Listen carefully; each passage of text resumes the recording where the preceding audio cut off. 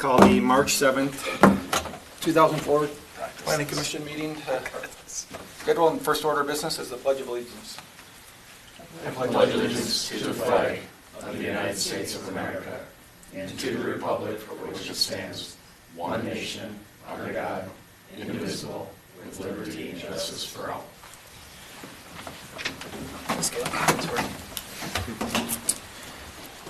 Item number 3 on the agenda is the role of the Planning Commission, just for everyone here in the audience. The Planning Commission consists of 5 residents appointed by the City Council.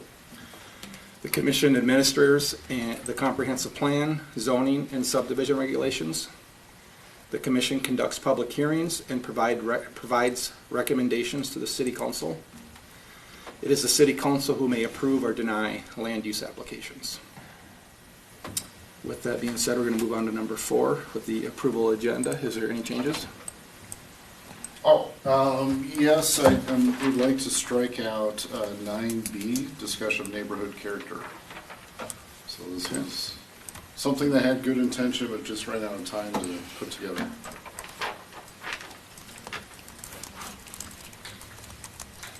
I'll make a motion to approve the modified agenda. Second. All those in favor? Aye. No one opposed, so we can move on. Next item on the agenda is the consent agenda. We have 2 items, the Planning Commission meetings from December 7th, 2023 and January 4th, 2024. Let's take them individually just in case there's any noted changes. I don't Make a motion to approve. Actually, we can approve them both. Okay, As changes. make a motion to approve both. Second. minutes. All those in favor? Aye. Opposed? Perfect. Item number 6 is open forum. This is for any public comments tonight for items that are not on the agenda.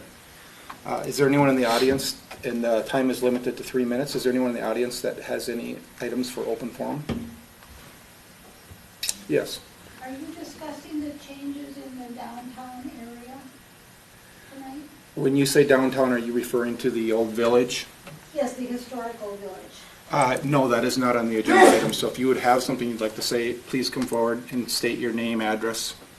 Well, Mr. Chair, this might relate to The townhomes? Yeah, to the townhome. Oh, to the townhomes? We are talking about a proposed townhome development in there. Is it a general, or is it about the proposed townhomes? Yes and no. It Right. is in general and about the loss of trees in that area. Yeah, come forward. Yeah. I forward how far? You can have a seat, you can stand up to the microphone so they can hear your, yeah, it's just Yeah. mainly so your voice can be heard in the microphone. My name is Stephanie Swain, and I live in the historical village and have for the last around 40 years. We grew up in the St. Paul, Minneapolis area, went to college there, university there, all that sort of stuff, and we left the cities in order to come to a more rural and more personal area. We planned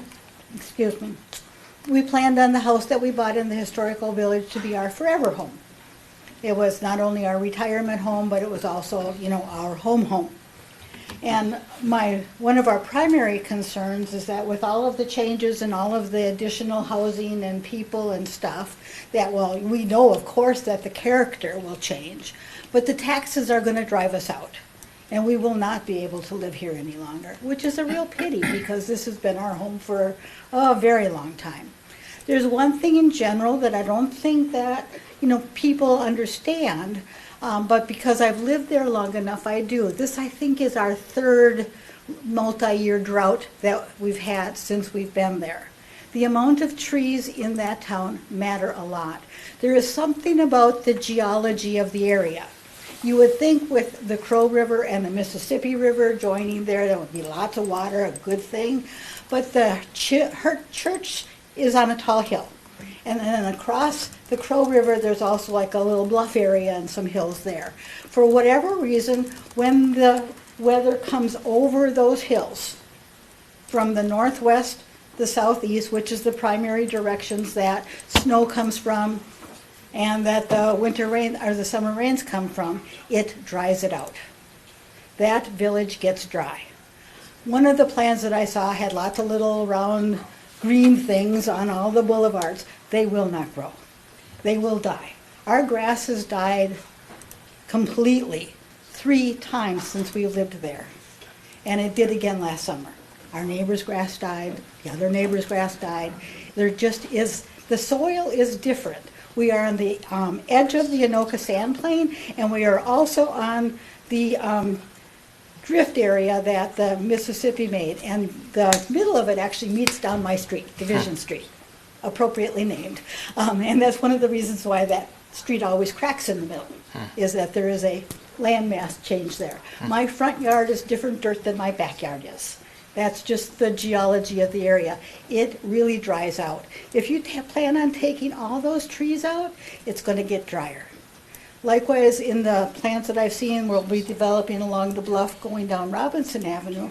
If you take all those trees out, drier still. So I don't know if you have plans, for drip line irrigation for those bushes or trees, or, how you plan on keeping them alive, but they're not going to live. They just aren't. I have planted a row of hydrangea bushes down the boulevard 4 times now. Dead, dead, dead, dead, dead, dead, dead, dead, dead. It's just the way it is. And you are going to cause habitat destruction, plain and simple. So not only are we not going to be able to afford to live there, I don't think I'm going to want to.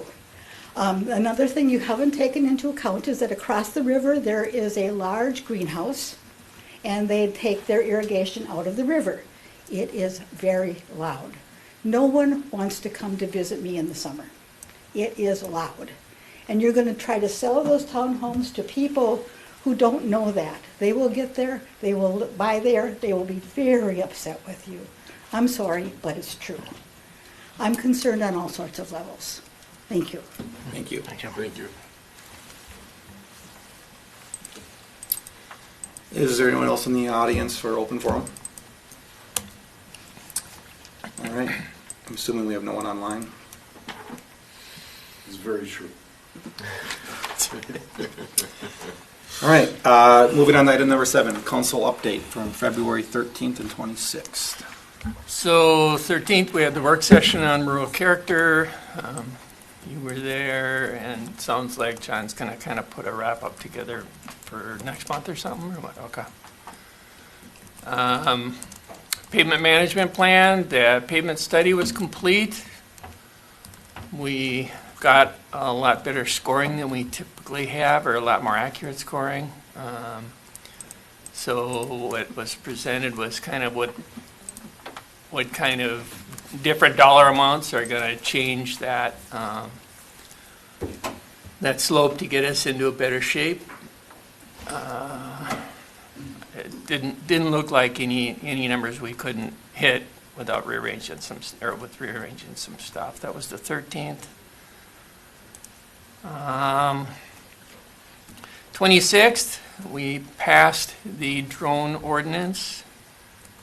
What that boils down to is the airspace above your property is now off limits to drones unless they get written permission. There's probably a lot more details there, but the water trail, there was discussion on the water trail, the grants we got. We got $850K worth of grant money. It hasn't all been approved, but there was some discussion on where to go with that. So we did approve some preliminary designs for $80K just to get that started. River Road Trail Extension. So there's going to be a trail from Cloquet down to 142nd. And this was to authorize design work for it. Three Rivers Park has said that they will participate to some extent. So we approved that design work. 113th Avenue improvements. You're probably familiar with that. That was going to run utilities from, I think, the east side of Stensley across and then up through a couple properties through 113th up to the Parkway. So there was a proposal to get some of the design work done, but council felt that there was still some missing pieces to that. What the property owners felt about the utilities running across, what DDL was going to be doing. There was a few other questions, so that was not approved. Well house number 5, that was to set up design plans and go out for bid. That was approved. There was a small company approved for cleaning the facilities. And then we talked about special assessment policy. The bulk of that was that whole policy, as it deals with utilities, needed a lot of cleanup. And the council felt that they did not want to go with assessing for road maintenance or road improvements. And so that's where that was left. That was it. Questions? Oh, good. No. All right, moving on. The first item on the agenda on public hearings is the Pride of Homes LLC for the zoning map amendment, preliminary plat, and site plan for the Riverview Villas. Thank you, Mr. Chair. Mr. Vice Chair.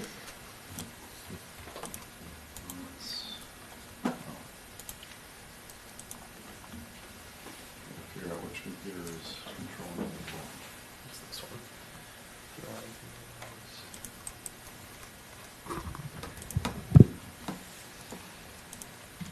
There we go. Okay.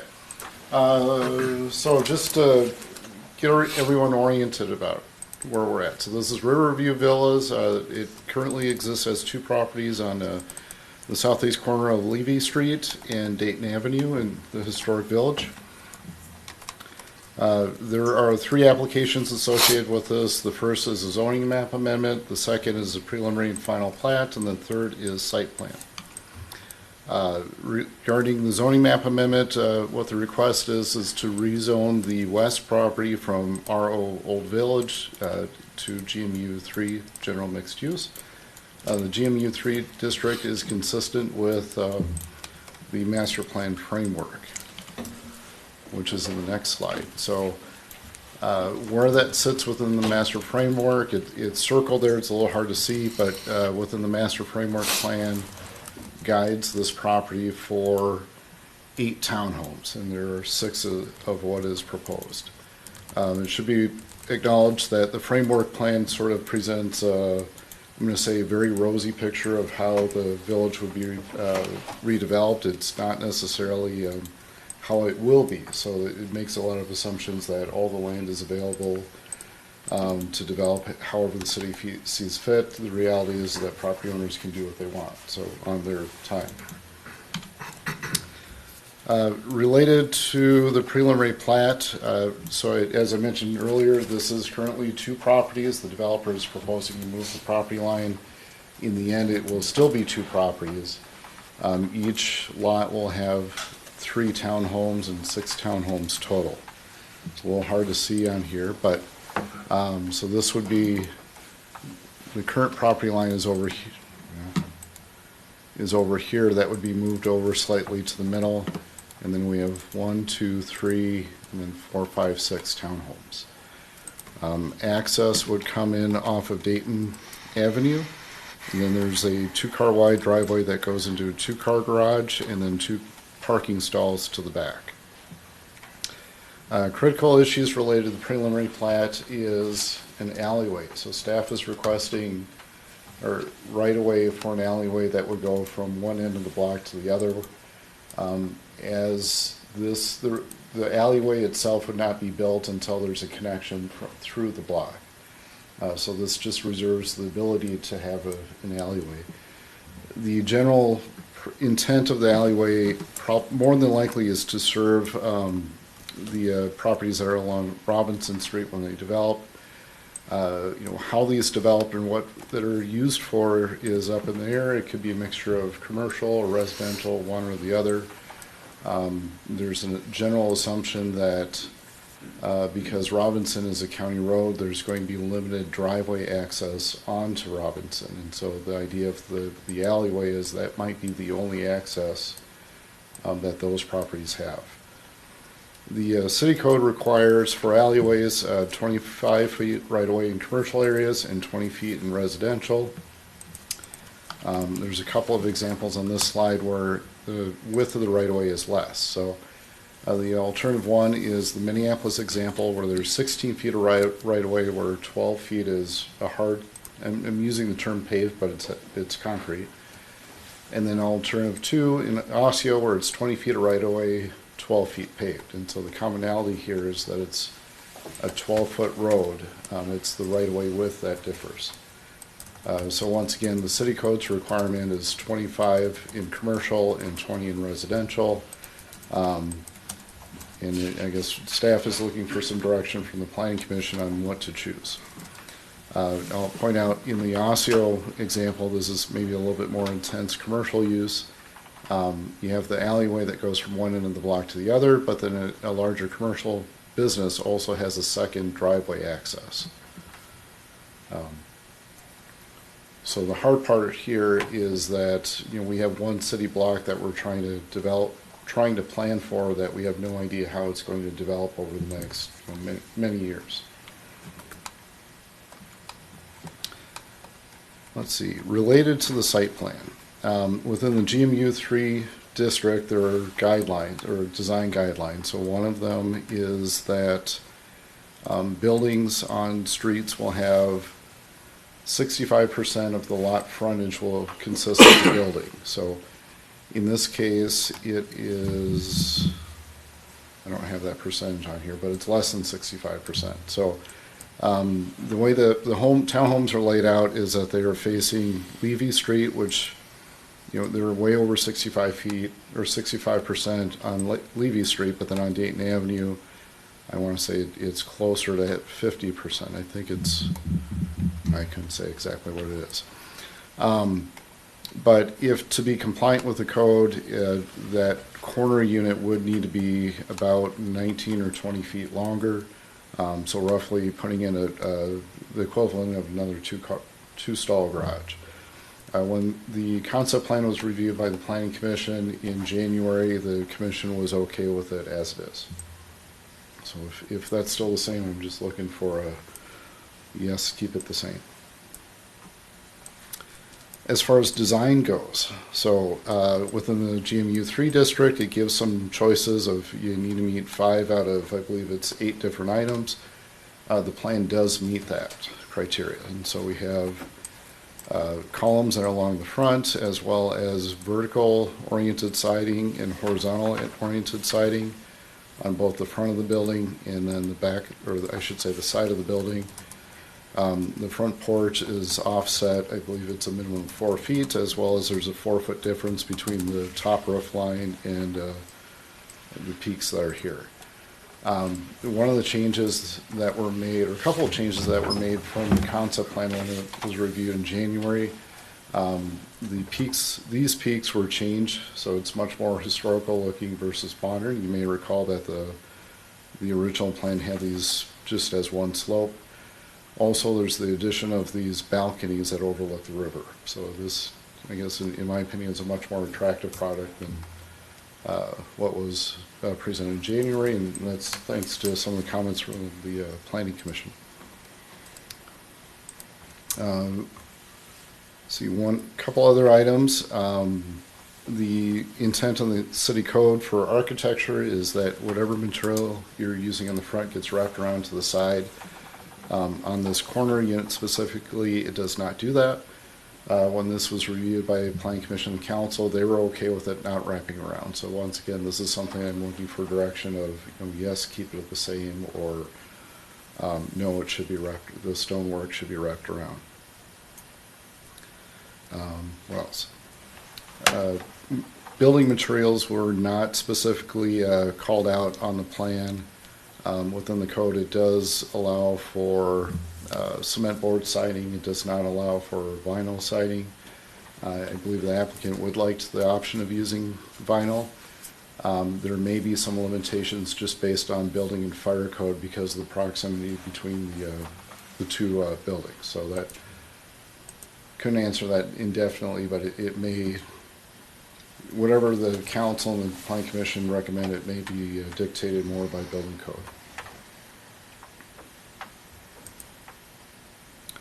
And the applicant is here. I can try to answer any questions.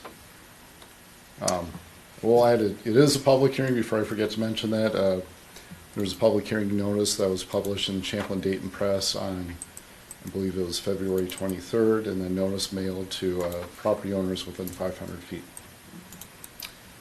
One question I have for staff is, I know we're considering the site plan today, but I'm not seeing the site plan. I'm seeing a preliminary plat, but Yes. do we have a site plan that we can understand? And because a couple of my questions too are decisions would help if I saw a landscape plan, such as wrapping exit material, Sure. stuff like that. We do not have a landscaping plan. So the closest thing that we would have, it would be the preliminary plat, which shows the building placement and the driveways. As for the site plan, that's it. Correct. Okay. Any other questions of staff?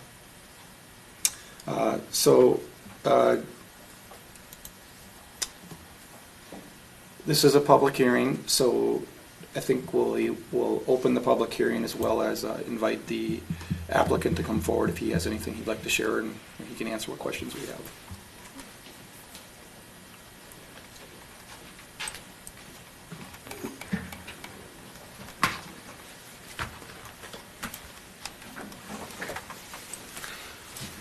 Thank you, Mr. Chair, members of the commission, city staff, and the great residents of Dayton who are attending tonight and online.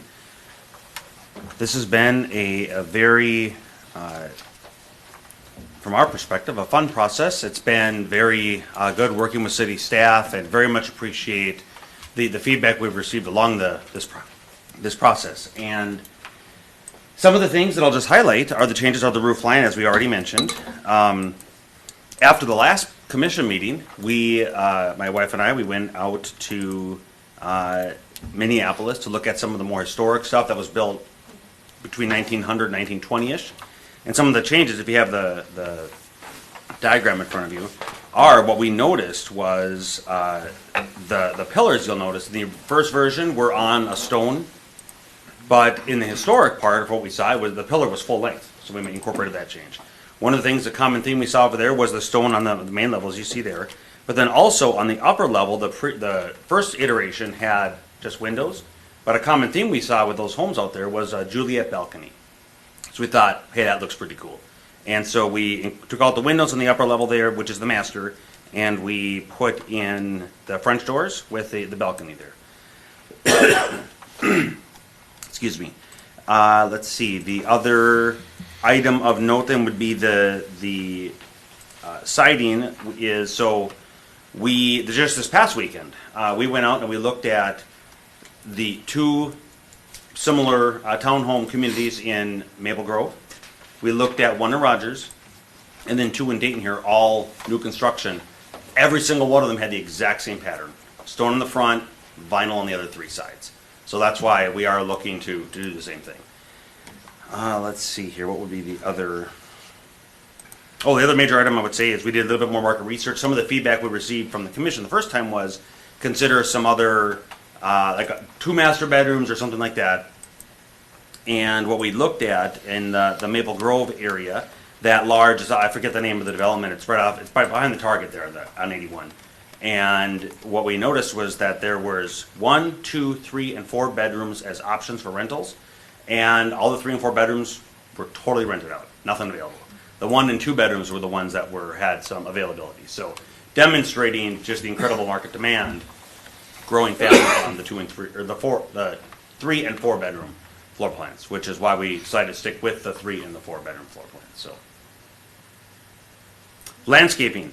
John and I have been having multiple conversations on that, and I think the calculations were a total of 4 trees are required, 2 shade trees, 2 pine trees, or something to that effect, and then 36 bushes, shrubs, that I think they're 18 to 24 inches in a pot or something like that. So the preliminary plan would be to put those along the street side, the Dayton Avenue side, put some there, probably 10-ish, and then the remainder on the front.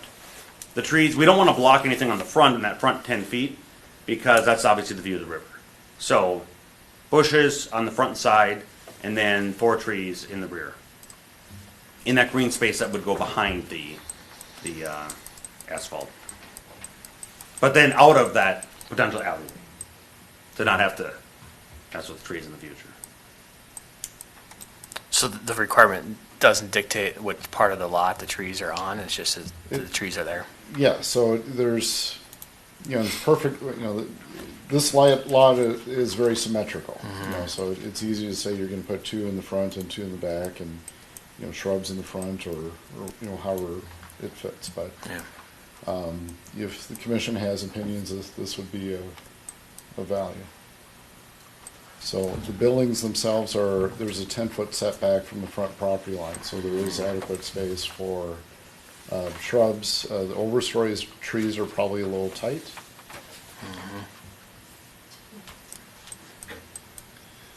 Yeah, I would like to see enough concentrated on the side facing Dayton Avenue. Dayton Avenue, in the sense that that's why, the accent material is less important too. Sure. Mm-hmm. Yep. And even some, like, the shrubs gonna be next to the building, like with decorative rock or mulch or something like that too? Yeah, so the setback is 2.5 feet from the sidewalk, so there's 2.5 feet to play with. And so it'd be, rock or, most likely rock or chip. And then centered, so it'd be approximately 15 inches from the side of the building. You don't want them right up against the building, obviously. And then 15 inches from the sidewalk. With the intention to keep that trimmed or not allowed to grow onto and encumber the sidewalk. Yep. And I should add, so there is a 2.5 foot setback, but there's a bigger gap between the property line and the sidewalk along Dayton. Good point. Couldn't Good tell point. you There's how more much it grass is, on the but other yeah. side of the sidewalk, yeah. Yeah. I mean, just for our purposes, this is where a site plan would help a lot, because we don't really have anything that shows clear dimensions. We're just so how much space is there between the building and the property lines, like 2.5 feet? 2.5 feet. And then how much from the property line to the sidewalk? Were you not given and I apologize if I'm misunderstanding the terms, but do you have these or? We have a preliminary plat, but there's no measurements on it, and it's difficult to. Oh, okay. It's there, but yeah, you can't see, it's too tiny. So there's 2.5 feet, so here's Dayton Avenue. So there's 2.5 feet here, but then as John just referenced, there's more grass on that side of the sidewalk, and then there's 8 feet between properties, and then 2.5 feet on the other side. So just eyeballing the scale, I'm going to say it's roughly around 5 feet between the sidewalk and the property line, so plus the 2.5. And what are the dimensions in the back where the green space is behind the parking, where the proposed alleyway would be? How much green space is there? Depends on the width of the right of way. Correct. So in the preliminary plat, how much space is there to put it in, to start with? 25 feet. And Oh, presumably. that's right. No, I'm looking at that wrong. That's 2.5 feet, not 25. Looks like it could be easily 20 if that's 5, but My calculation is 32 feet. 32. In this right-of-way is going to be split half and half between, so if we say 16 feet of right-of-way, it's going to be split between the properties 8 and 8, or we put? Yes, Okay. that's Whatever. our suggestion. Okay. And so where was the plan for the overstory trees, given it's going to be tight in the front and on the side? That's what we're making tonight. It would have to be in between the 24 feet that lie between the end of the asphalt and the beginning of the In the road. rear of the property? Yeah. Well, not the rear of the property, the beginning of the easement. So subtracting out that half of alleyway would leave 24 feet. With the 10 feet front yard setback, Correct. is that a minimum required, or can we push that back to make room for Uh, it, since we got so much room in the rear? 10 feet is the maximum allowed. So the minimum is 0, the maximum is 10 feet. So the intent of the GMU 3 is to push the buildings To as have no close as trees on the possible. block? Yep. Well, they're all gonna die. So. That's a good point. Okay. Yeah, I was wondering whether or not you have irrigation as part of the plan. Because they won't live. Just look at the side of the post office. Those were daylilies. Daylilies are incredibly drought tolerant, and they're all dead. I think that's a good comment. Not HOA, correct? Correct.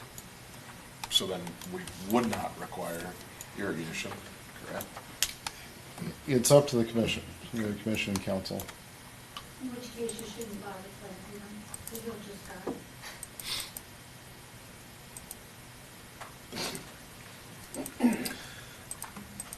die. Have you made a decision yet if these are going to be owner occupied or rental? As of right now, rental for now, but the longer term, as I mentioned, I think it was this body, maybe it was the council, obviously the longer term is, exit strategy is owner occupied.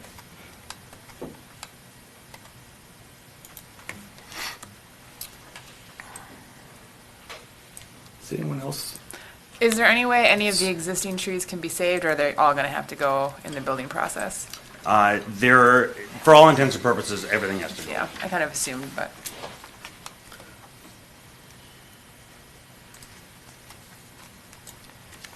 It's a little unfortunate to not have the trees, some trees in the front, but at the same time, like 2 would look ridiculous, right? I mean, it's a big building and you got 2 long, like, but 1 in front of each house would look weird too, right? I mean, it's tough.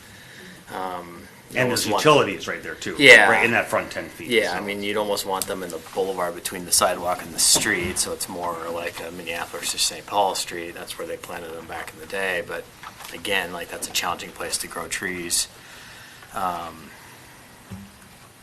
don't know, is that back easement? I mean, we talked about that the last time, as like maybe a possible alleyway someday, right? So, I mean, are we potentially putting those 4 trees where that alleyway would be then? No, I'm saying out of Or it. So my it's proposal out of is, so from In the- asphalt to property line is 32 feet.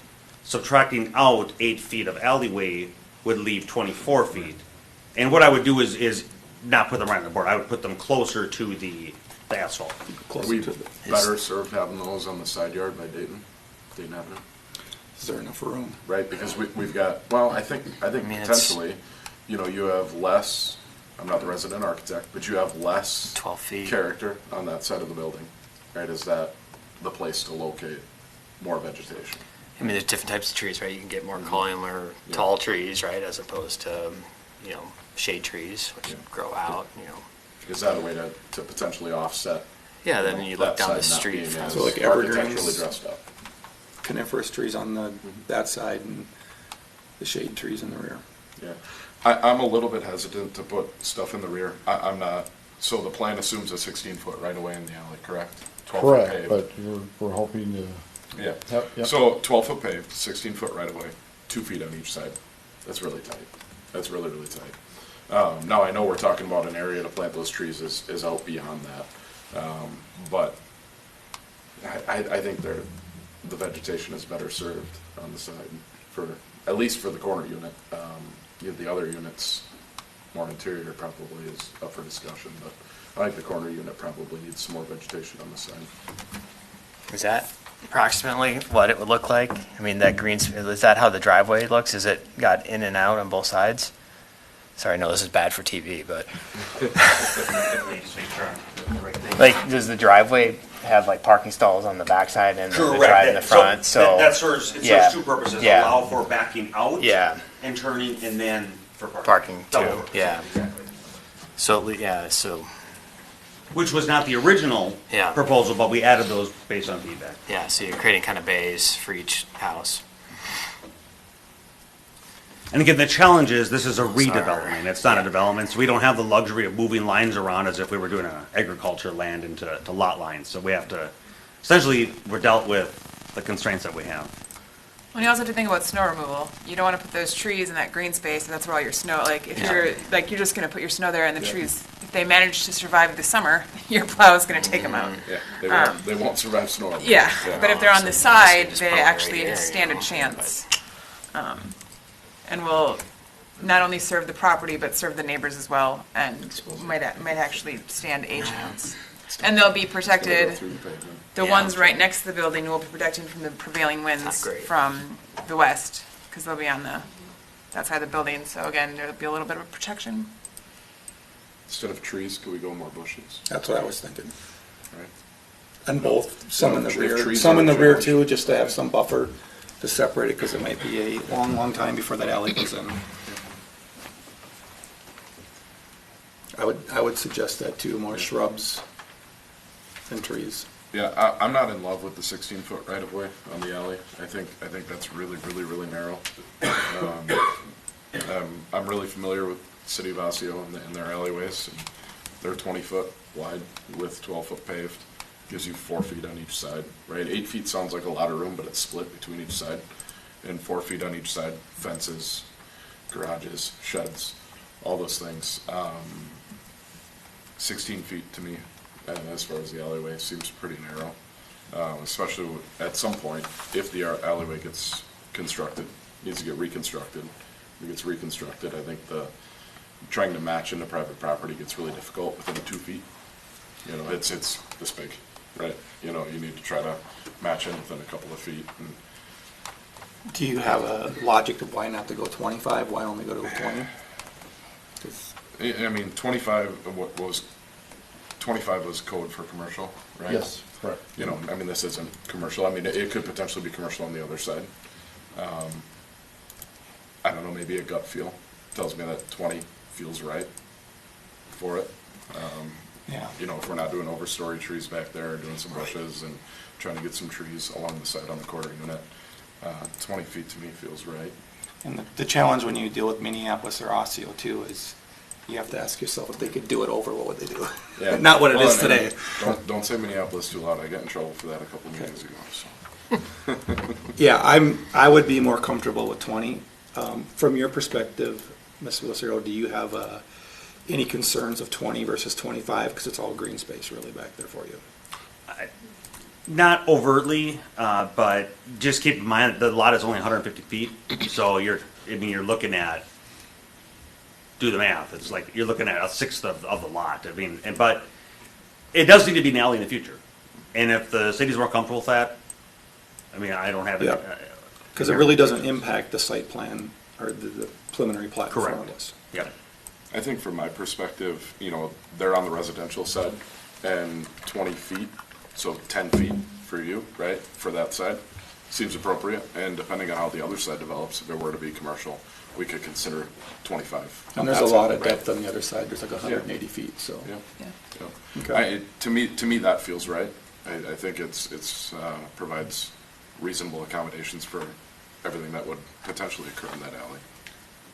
So the just to make sure I'm clear, so the current 8 feet that's just showing on the preliminary and final plat would be moved to 10. 10 feet. Okay. That's what I would I think that suggest. is generally the consensus up here. I'm okay with that. And just for clarity, it's 10 feet of right-of-way plus a 6-foot drainage utility easement.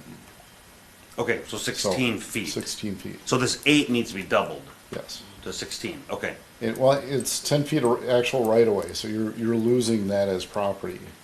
And then it's 6 feet of easement, which is, you still own it, but the city has the ability of bringing 10 and utilities through. 6. Okay. One question I had with the parking in the rear is I kind of understood the medians separating the garages, but I was wondering if the medians on the other side are the right idea versus just making the stalls wider. What was your thoughts about why those medians would on the other side? I think that's fair. Just to conserve, I mean, where you spend money over here, you have to pull from somewhere else. The money can only go so many places. So for example, we really wanted to put granite countertops in, but the budget isn't gonna allow for that, at least it looks like. So the more we put back here, it's just the less we can put in the amenities in the. Right, and I think taking. But I'm not opposed to that. Yeah, I think taking the medians out will save you money, I think. Oh, you think so? I Oh, think just- potentially. oh, yeah, you Constructability wise, good it's point. making it. And it's gonna make snow management easier. Totally. No, that's a very, very good point. Now, again, I see why having the mediums on the side next to the townhomes could make some sense. But then that would help have wider, like, I would prefer 10-foot wide stalls versus 9 on the backside, just because of that way you have plenty of room for vehicles to park and. Again, I think you got a good point. I was calculating just pure square footage of asphalt, but just Well, going you're straight eliminating across would be concrete. Going in Yeah, and out of for that, sure. it will be challenging.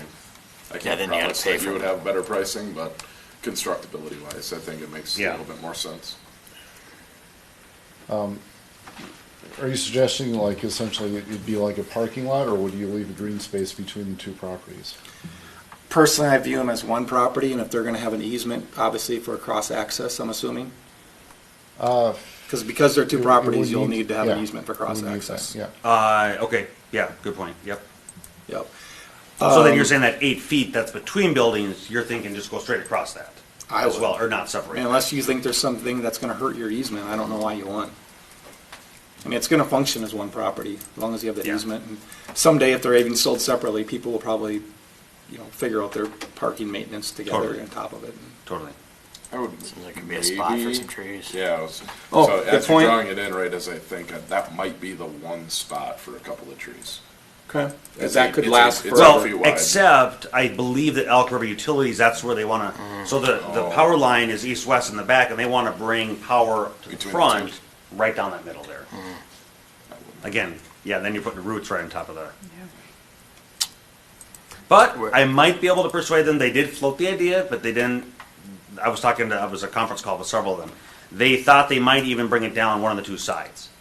And if I can get them to do that, I'm totally cool putting the trees right in the middle there. Yeah, leave the one cutout between the lots, but Has there been thoughts on gas meter and electric meter locations, like not on the front? It's not going to be in the front. It's everything's in the middle. Okay. So I've also That's great. consulted CenterPoint Energy phone call, and so both. It's each unit's individually metered, and the both electric meters and the gas meters are all going to be on the side there.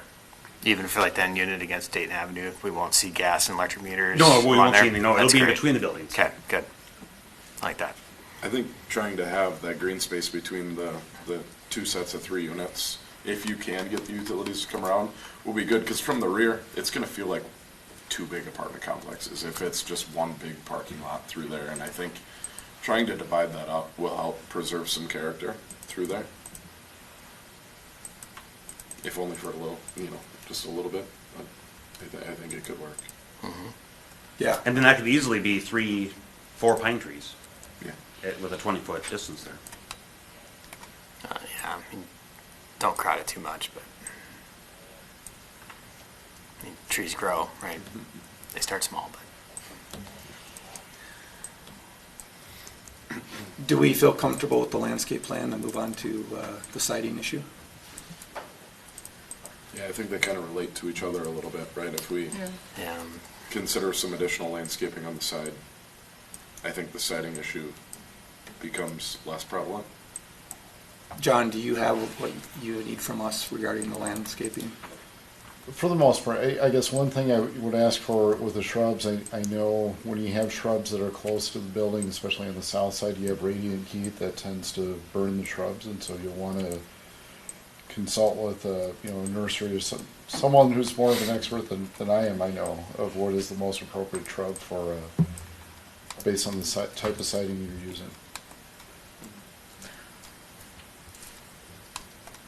We certainly don't want to pay for it twice, so Yeah. 100%. Yeah, We'll get good their point, advice. but yeah, I mean, you want leasable property. Exactly. And one that you don't have to pay for twice. recycling done. Good, thank you. Yeah. So our recommendation, I guess, is to remove those medians on the backside except for the center. And some coniferous trees, maybe strike the shade trees, but replace it with more shrubs. Let's talk a little bit about the siding material. John, do you want to expand at all on the code before we have any lengthy conversations? You're saying that you don't know if cement board might be required, but it might be, is what you're hearing? Well, I shouldn't say not necessarily required, but something that is less flammable than Correct. vinyl. Less what, I'm sorry? Less flammable. Oh, that's gotta be a building code Right. issue more than a planning commission Correct. issue. Correct. Does LP Smart Side meet the definitions that we're looking for? I Or would is it the say cement that's board? cement board, yeah. Similar to cement board, perfect, Yep. even though it's wood fiber. Got it, Pretty similar. perfect. In the long term, I would prefer to see cement board or LP Smart Side because I just know it lasts longer. I get it, it's more expensive. But that's what I'd prefer to see, I guess. And if you're going the rental road, I understand why you're trying to use vinyl, because the economics. No, do you mean that specifically on just the corner unit?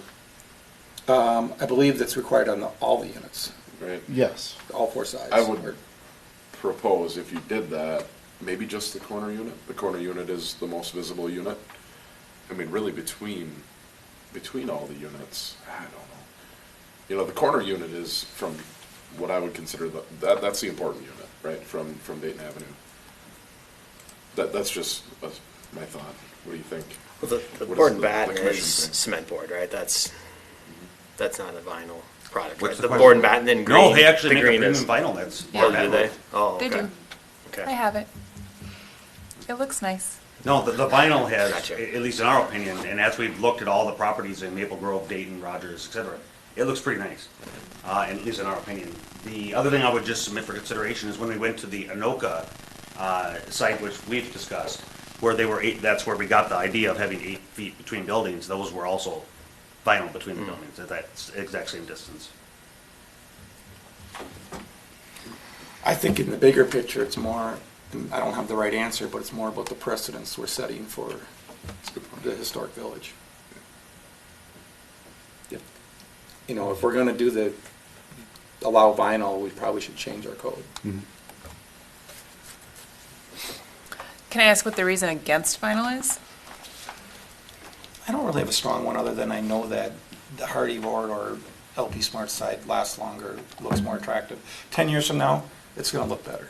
And if this is a rental, depending on what you have going, I mean, there's not a lot of yards, so you don't have to worry about kids kicking balls into it in the winter as much, but it cracks easier in the winter, but it's Fades. probably not, and fades. Yeah. So it's not right or wrong. I guess my bigger concern is being consistent in the code, since it's in the code.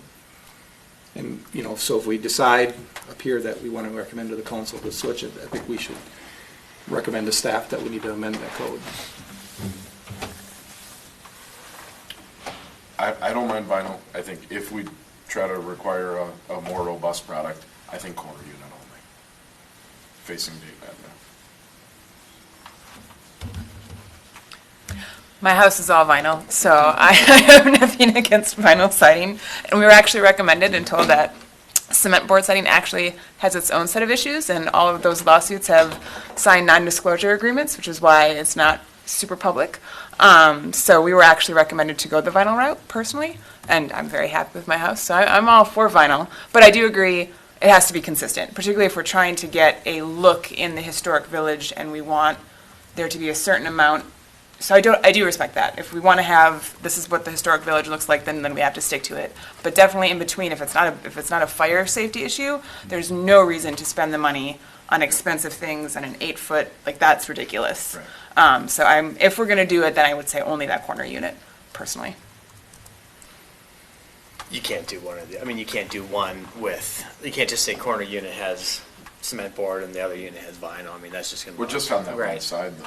Just Yeah, on the but how you? street-facing But side. you got to stop. It's it no somehow. different than a lot I of know. front-facing elevations are just Yeah, but more like, robust material. but the problem is like where you terminate a material. That's a good point. You know, like my problem, How do like you turn the corner? yeah, like the stone on the front and then just stops at the corner and doesn't turn. Like you see the thinness of it, right? Stone is a thick material. It's a building material. It like has mass, right? So that's why the code says to turn corners with it. Stopping cement board at an outside corner to vinyl on the other side, like to me also feels the same kind of way. It's not completing the mass. It's not completing the form. You're just painting with materials. And that's the problem I have with like the units that are down the street from here, where literally it's like 5 different types of materials and they use them just randomly and without thought, right? Like if you look at my house, I have vertical board and batten, that's cement board, and it turns just like you have. It starts in the front, it turns, it goes along the whole back side, and then it turns in the back, and then it turns to an inside corner and stops. And then the rest is vinyl, right? So it terminates at inside corners. So it completes the mass, and it creates shapes within the building, right? I mean, I like the look of the cement board. It's durable, it's good. I don't know about the lawsuits because of the non-disclosure. I'm not sure how you know about it because of the non-disclosures. But with that said, like, yeah, we just have to make a decision as a group, like, is it allowed in this area? I don't know, I still don't know what defines the historic district as historic, being that there's so many different buildings from different eras. And if we go with the master plan, we're wiping out half of the historic district and building new anyway, and then are you trying to make it look old, or are you trying to make it, right? I mean, that's a whole debate that we have, that, like, what is Trying this? to make it flow from one to the next or not? Yeah, or- yeah, I mean, if you're wiping it clean and starting over, it's no longer historic district, it's just historic roads, right? Like, so, Well, right now, I if you don't go know. down there, it's everything. it is, so it's Wood. like, what's the say Everything was vinyl's from not brick steel, to- you know, yeah. like, yeah. So, I mean, we can debate all day, I'm like, you know, so, I don't know, but this is setting Yeah, a precedent. and historically, like, are we okay? vinyl got a And bad vinyl- rap because it was, but it's came a long way. Vinyl is getting better. It came a long, long way. It's much better. But this sounds like So, a bigger discussion than just this. It item, is, right? yeah, yeah. And we got a lot of other stuff to talk about tonight too, but that shouldn't matter. But that'll come. But I mean, I like the moves with the columns. I like the columns going to the ground. I love the use of the stone. I like the big window in the front. I love the porch at the top. I think those are all great improvements. I was just looking at split screen from January to now, and it's very nice improvements. I appreciate that. Definitely listened and you did your research. You took your time to go out, so appreciate that. So. And our goal is just try to put as many amenities in as we can. If we can get a gas or electric fireplace, for example, soft close, kitchen cabinets, bigger island, smaller island, countertop, right? There's only so much money, so it depends where we're going to put it. Yeah. And I really would like to try, rather than concentrate on one, right? There's multiple philosophies, but can we get 5 different amenities in? Yeah. So. Yeah. Does anyone else have any questions for Mr. Lucero? Always I am and on. You can, thank you for your time, appreciate it. Thank you. Again, thank you so much, Mr. Chair, members of the commission, and again, I very much appreciate the feedback. Yep. And this is a public hearing, so if anyone in the audience or online has any comments they'd like to share on this proposal, please come forward.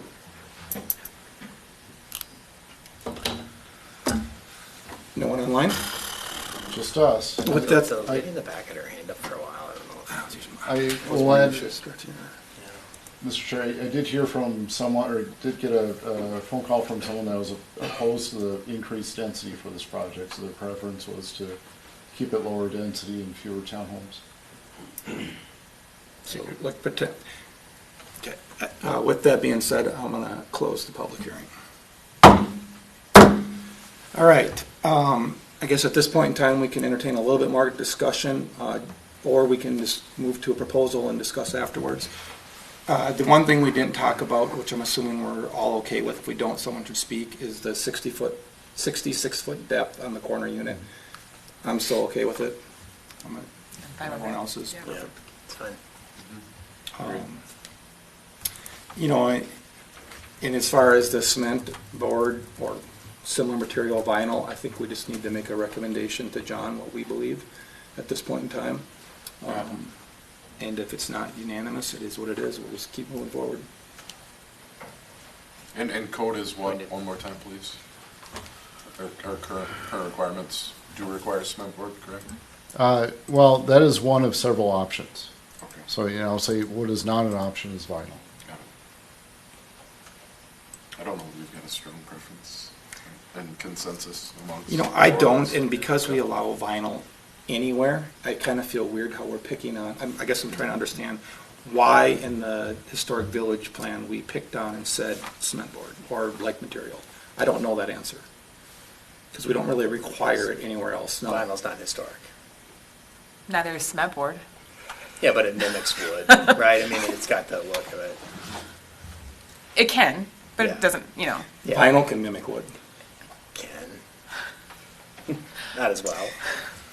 So I guess that's where I come from, but not, I don't know if I have a, I guess I wasn't prepared to have this discussion. no, neither was I. On And then I vinyl realized materials, right? the consequences of it. Is this part of the mixed use? I mean, why, I don't recall vinyl, I thought we were okay with vinyl on the sides of houses. Not in the anyway. GMU 3. So, or Ah. yeah, this is GMU So it is the 3. mixed use has different, So we have, I believe, 5 different mixed-use districts. So within the historic district, it's no vinyl. Does allow for cement board. So I will say, when we write ordinances and adopt it, there's 100 different requirements that Yeah. you're agreeing to, and it's difficult to really put a whole lot of thought into every one individually until you have a project like this, where it's like, well, what, kind of ask yourself, what were we thinking when we required this? Well, it could be a scale of building thing too, right? Like, single-family homes, even these, like, maybe vinyl feels right, but you get into like a big apartment building, you don't want that plastered with vinyl. Yes. Right, so maybe the ordinance needs to be adapted to say anything more than 4 units can't have vinyl, or something like that. That seems reasonable to me. And I think that's a good discussion for maybe a future meeting. When Yeah. I read the memo, I recognized that the memo said that the required siding is cement board, and that the applicant did not propose a material. So for me, I kind of skipped right through it. I wasn't really super prepared to have this discussion on building materials. Way to admit that out loud. Well, I mean, because, the things that we're deciding on are not building materials, right? The motions that are potential here are amending the zoning map, approving a preliminary, or not approving a preliminary plat, and a site plan. And I didn't, personally, I didn't Yeah. necessarily think we were gonna have a major discussion on building materials, and maybe that's better for a future code change of some kind. I recognize that the memo did mention it, but to me, it felt like, well, cement board's required, and they didn't tell us what it was gonna be, and we'll figure that part out later, because what's required is what's required. I don't know that we're here to maybe. Unless, what we can do, John, correct me if I'm wrong, but a condition of our approval could be to allow vinyl siding. Yes. Sure. Because if we don't make that condition, cement board or like materials or anything but vinyl apparently is not required. I mean, the ordinance requires a certain number of trees and shrubs, and what you guys are saying is, it doesn't fit, and so you're gonna modify that. That's a based on condition, yep. Okay. Site conditions. Yep, so. yep, and I think you've got our other site conditions too, the one about the parking configuration and 10-foot Yes. wide stalls and the back half. Well, with that being said, I guess we should entertain a motion, one way or the other, and whoever makes that motion can put their condition in the vinyl, so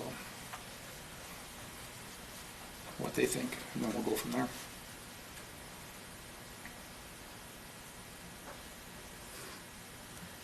One more question.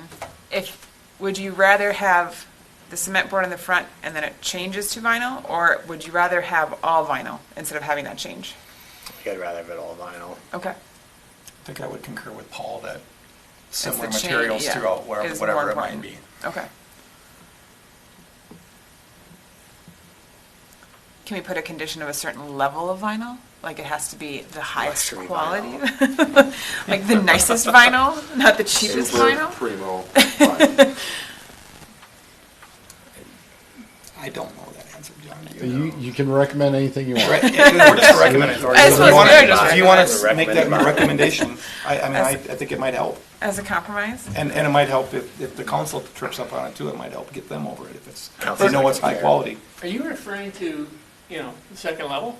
And then the You whole say vinyl in the sides. front? Yeah, Right. Yeah. Oh, okay. yeah, so like And the that's green. out of the way of kids kicking things. Yeah. The whole sides would I be get the it. issue. Yeah. But it would be Yeah, a different inside. product on the top and then that bottom layer, is the stone on the bottom layer also still on there's the green and there's the blue. Yeah. So the green could all be vinyl and it's not on the ground level, so you're not having the kids, it's not gonna get hit by someone plowing. But that blue part, which is in the front stone, you'd still like that to be, would you like that to be stone on that one side? I think there's not a good way to turn that full height stone with that window there. No. Right, and there's just not a good way to terminate that. So I think in this case, it's fine the way it's drawn. Okay. I guess if I were to make any recommendation on just the corner unit is like, can you add a window to the 2 bedrooms or something just to give onus to the fact that it's a corner unit. Like open that side up a little bit more, can you add 2 more windows? Make those feel like corner bedrooms or something, and you could charge just a little bit more than for that house because you got corner windows on those 2 bedrooms, but then you're giving a little nod to, this is also primary side. The other 3 end units don't you know, they're next to each other. You wouldn't have windows facing each other 8 feet away, right? So that'd be super weird. Please not. Yeah. So I don't know, just like, you know, just a little nod to saying, yeah, this is on a street. It's a primary elevation, you know, just a couple more windows or something to just make that elevation look a little bit more welcoming. But yeah, I mean, I think I'm okay with everything being fine. If the bottom blue wants to be horizontal siding, the top wants to be a vertical vinyl siding, of the scale of the house, I think it's fine. I mean, I have a preference towards cement board, but I understand the reasons. I'd rather the inside of the house be nice and have people that want to live there and stay there for a long time because of the amenities that are provided inside the house, and not because what's kind of siding is on the outside. Not to belabor this, but I feel like this is a little bit onesie-twosie. Yeah. Right? Yeah. We're trying to make a decision for one application. When code says one thing or another, and it almost feels to me like there should be a broader discussion on what we want Yeah. in the downtown district. And from that standpoint, I would propose, and I will make the motion, for us to move forward without specifying siding material. And that needs to be a broader discussion. We have a code. The code says one thing, and we're potentially making a onesie-twosie decision right now for just this unit. And maybe it's a broader discussion of what does the city want downtown. And so from that standpoint, I would make a motion to start this off with approvals by amending the zoning map for 18541 Levy Street from RO, Old Village Residential, to GMU3 Historic Village, without a condition on materials, but with conditions on the overstory trees being located potentially just to that one median between the 3 units, and additional bushes along the side yard. Are you With the intent of a future discussion and a future item on what materials would be in the downtown village. Can you address the preliminary plat and site plan too, I think we should do it one at a time. one at a time?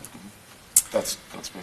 You know, John, with that motion, do you see any concerns about how to proceed if we don't specify, given the zoning code says one thing?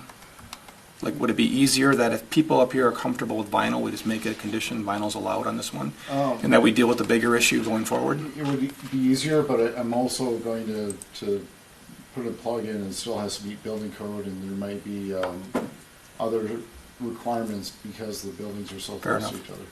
So you can work with the motion as made? Yes. Perfect. Is there a second? Second. Is there any more discussion? All right, all those in favor? Aye. Aye. All those opposed? All right, now I'll entertain a motion on the preliminary plat and site plan. I make a motion to approve preliminary plat of Riverview Villas with previously discussed conditions. Second. Any discussion? All in favor? Aye.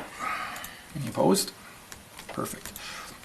And then with the site plan, John, I feel like the preliminary plat is the site plan, so I don't really, you want us, I guess we don't have a formal site plan. I guess I'd prefer to see one because it makes it easier for me because I don't have so. Paul's fancy software. This wasn't covered in the Bluebeam? preliminary plat as far as the width of the alleyway. Okay. Yep, all right, so let's entertain a motion on the site plan, and let's please specify the width of the alleyway in that site plan. I will make a motion to approve the site plan with the condition that the alleyway has a 20-foot right-of-way, 12-foot paved area. Second. Any more discussion? All those in favor? Aye. Aye. Any opposed? Perfect, motion carries. All right, moving on to the next item. So the next item is Ziegler Dayton Edition. This is located on 2 properties, 18151 and 18171 Territorial Road.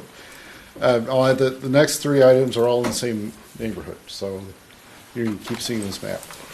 So the applicant is CNH Architects. They're requesting approval for preliminary and final plat approval for Dayton Ziegler, or Ziegler Dayton Edition, as well as an amendment to a conditional use permit for outdoor sales. And geographically, this is located on Territorial Road near the intersection with Dayton Parkway. And here we have Interstate 94. Currently, the property is two separate properties. So we have a Ziegler rental that's located here, and then Ziegler Truck Group, if I have that, that's on the east property. What they're asking to do is to combine these two properties into one and to amend the conditional use permit to allow both businesses to use the entire property. So this is more of a issue of efficiency for how the property is used. Here we have a site plan. So once again, for Ziegler Rental, the driveway comes off of Territorial. There's a display area here, larger. I'm still thinking of it as a display area, but it's the yard. So storage yard of equipment that is available for rent. On the east property, this is Ziegler Truck Group. So Ziegler Truck Group is electric semi-trucks. This is an indoor showroom, and so they have, I want to say it's 3 different styles of trucks, if I remember correctly, and typically you just have one of each.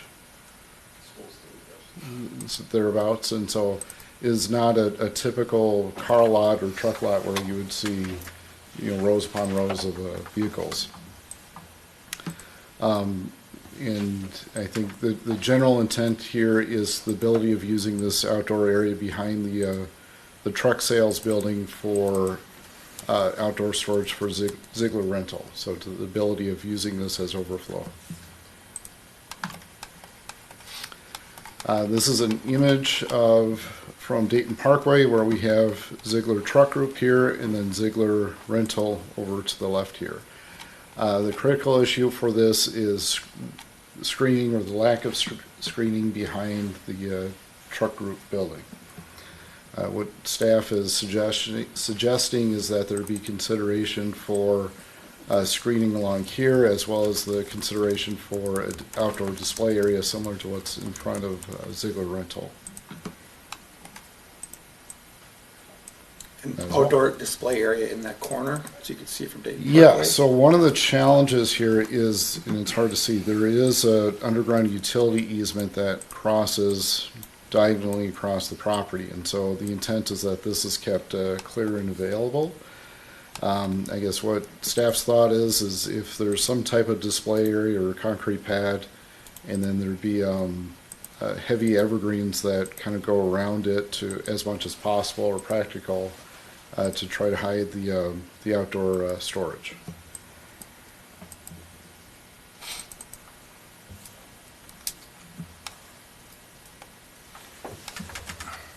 And this is a public hearing. There's a public hearing notice that was published in the Dayton Champlain Press on February 23rd and mailed to property owners within 500 feet. One question I have for staff, and maybe this is more Jason, but this is when I was considering that we're looking at maybe combining these parcels into Plat. I noticed that the property to the west on the GIS map juts into the right-of-way more than the other properties around it. And wondering if we need this for more right-of-way at some point in time, or we should request it, if we can even do that. I don't know if they got stuff there. It looked like I saw something there. Yes. Yeah, Yes and yes. yeah, we did discuss acquiring additional right of way through there. Okay. So kind of what the intent is that the right-of-way on the west building would match the same right-of-way amount on the east building, and I can't remember what that amount was. We did identify an additional amount. Yes.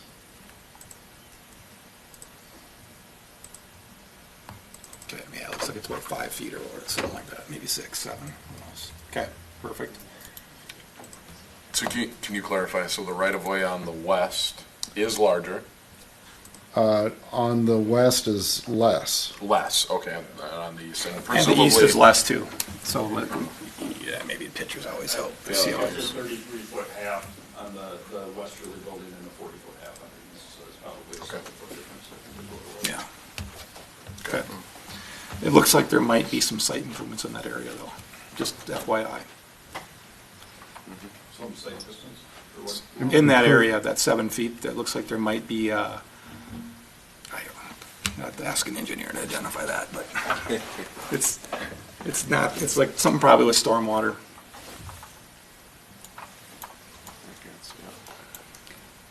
Okay.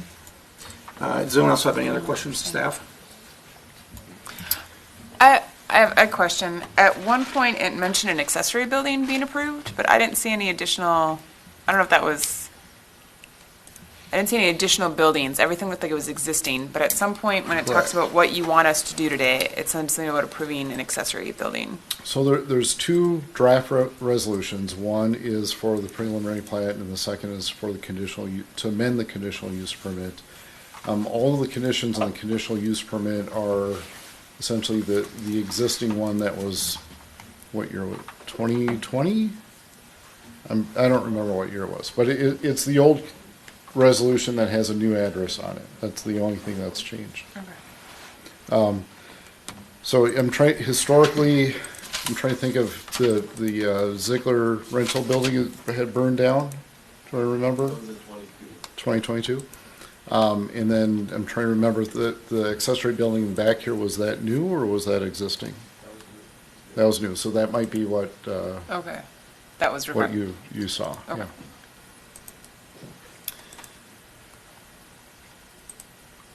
Yeah, would the applicant like to come forward and share any details and see if we have any questions of them?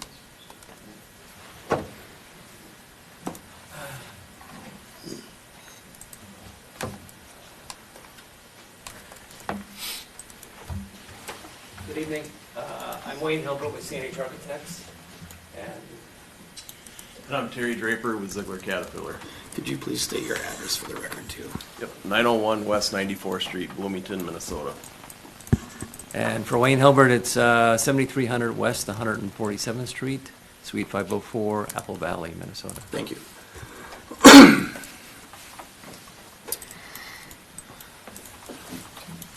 Do you guys want to, if you have anything you want to say, or we can, if anyone has any questions, we can just fire them at you. I think if you just have questions, we don't really have anything. Okay. Mr. Chair, I mean, and we do have Commissioner Peter DeMuth online, so I just want to make sure the Perfect. minutes reflect that. Thank you. One question I just have is the east building where the truck sales. Have you guys formulated a better plan on how that building's going to be used yet, or are you just not real sure yet? We got her figured out. Nice. Kind of depends on how this meeting goes, right? If we can get everything combined, our goal is yep, we have our truck sales out of the front of the building, which has been kind of sporadic because the truck group that we chose, probably everybody's seen it on the news, had a lot of trouble starting on fire. We sent them all back, and we're still waiting for that problem to get resolved. In the meantime, we've added a couple of different series to us here, some small things that we're going after the city market, and then the FedEx truck type style thing, which seems to be working okay. That's that, and then we are just looking at moving our solar group into that building as well, in the front offices, because they're very underutilized, right? There's people there like twice a week. These will be actually full-time people now sitting in there. So we'll probably have 5-6 folks there. That'll be full-time solar field people from our Energy Solutions group, and then the truck group. We've added a few more salesmen, so there will be people there. And that's just in that front half of the building where our truck sales. The back half, which is storage and is warehouse, which is empty right now because we're waiting. That's why we want to get these combined and get it zoned the same, because right now we have scissor lifts and everything sitting outside. We don't like that either, right? It doesn't look good. It's hard on our batteries. We want them indoors. And there's a lot of room in there to do that. We've got the fire suppression system. The sprinklers are in now. Our alarm system is in. We redid all the concrete out front in the loading dock area and added them doors and everything. You guys have gone through and approved for us. So, yeah, we're kind of ready to get to that point. That backyard, we're not really looking at filling it up like we have on the west side. The display area to kind of screen things off, we're happy about that, right? I mean, if that's something that people are requesting, we're more than willing to put a nice display area back there and tree it in and show off some more stuff like our competition does, right? Competition's healthy. Right? We wanna be Well, there, your but- front from Territorial looks gorgeous. It's perfect. Yeah, Yep, that's. it's perfect. If you could just kind of mimic that on the back so you can see that. Yep. It looked great. Yeah, so that's our goal right now. We're kind of ready to go there, but I've been holding people back because we don't have, we're not zoned to do it yet. Hence why we're here. Yep. When it comes to that display area for equipment, the concrete pad, I guess I'm not necessarily seeing it as that big a deal, but I'm just questioning do we want that on Dayton Parkway? I mean, we got it with RDO on 94. That's, Doesn't look terrible. and well, so the other question would be is if Comfort and Heating, because that's zone commercial too, ever redeveloped, is that going to create an issue if it's a convenience store and you got little kids walking up to your equipment parked there or something when their mom and dad go on? It's going to be fenced. Yeah, It will be fenced. So the outdoor storage area where you park the equipment will be inside the fence? Yep, we're going to connect onto the existing fence and go all the way around to the building. And then on the west side of the building, it will be up to it should show there, up to the dock, to the Okay. set of dock doors. So it will be a completely secure yard. Yep. So it's just an open chain link fence then? Yep. So that you can see through, you can see the It'll look ride and identical stuff. to the, Which is the Yeah. black Yeah. chain link. I know, it's just regular chain link. It is regular, okay. Yeah. When it comes off the building on the east end, East side. is it going to come straight off the building? So I'm talking the auto truck sales building. yes. It will jog to the property line and then come down the property line. I would much rather see it come straight off the building, because don't we have some utility easement or something in like that in that area? I remember the first time we saw this. Isn't there Don't something going remember. on in that area? You mentioned that, I don't, to be honest, I don't remember one over there. but- The first time we looked at it, there was. Yeah, I think it And was- if you put the fence on the building, it helps too, because it creates more of a buffer, and then you can put trees on the outside of the fence, is what I prefer to see.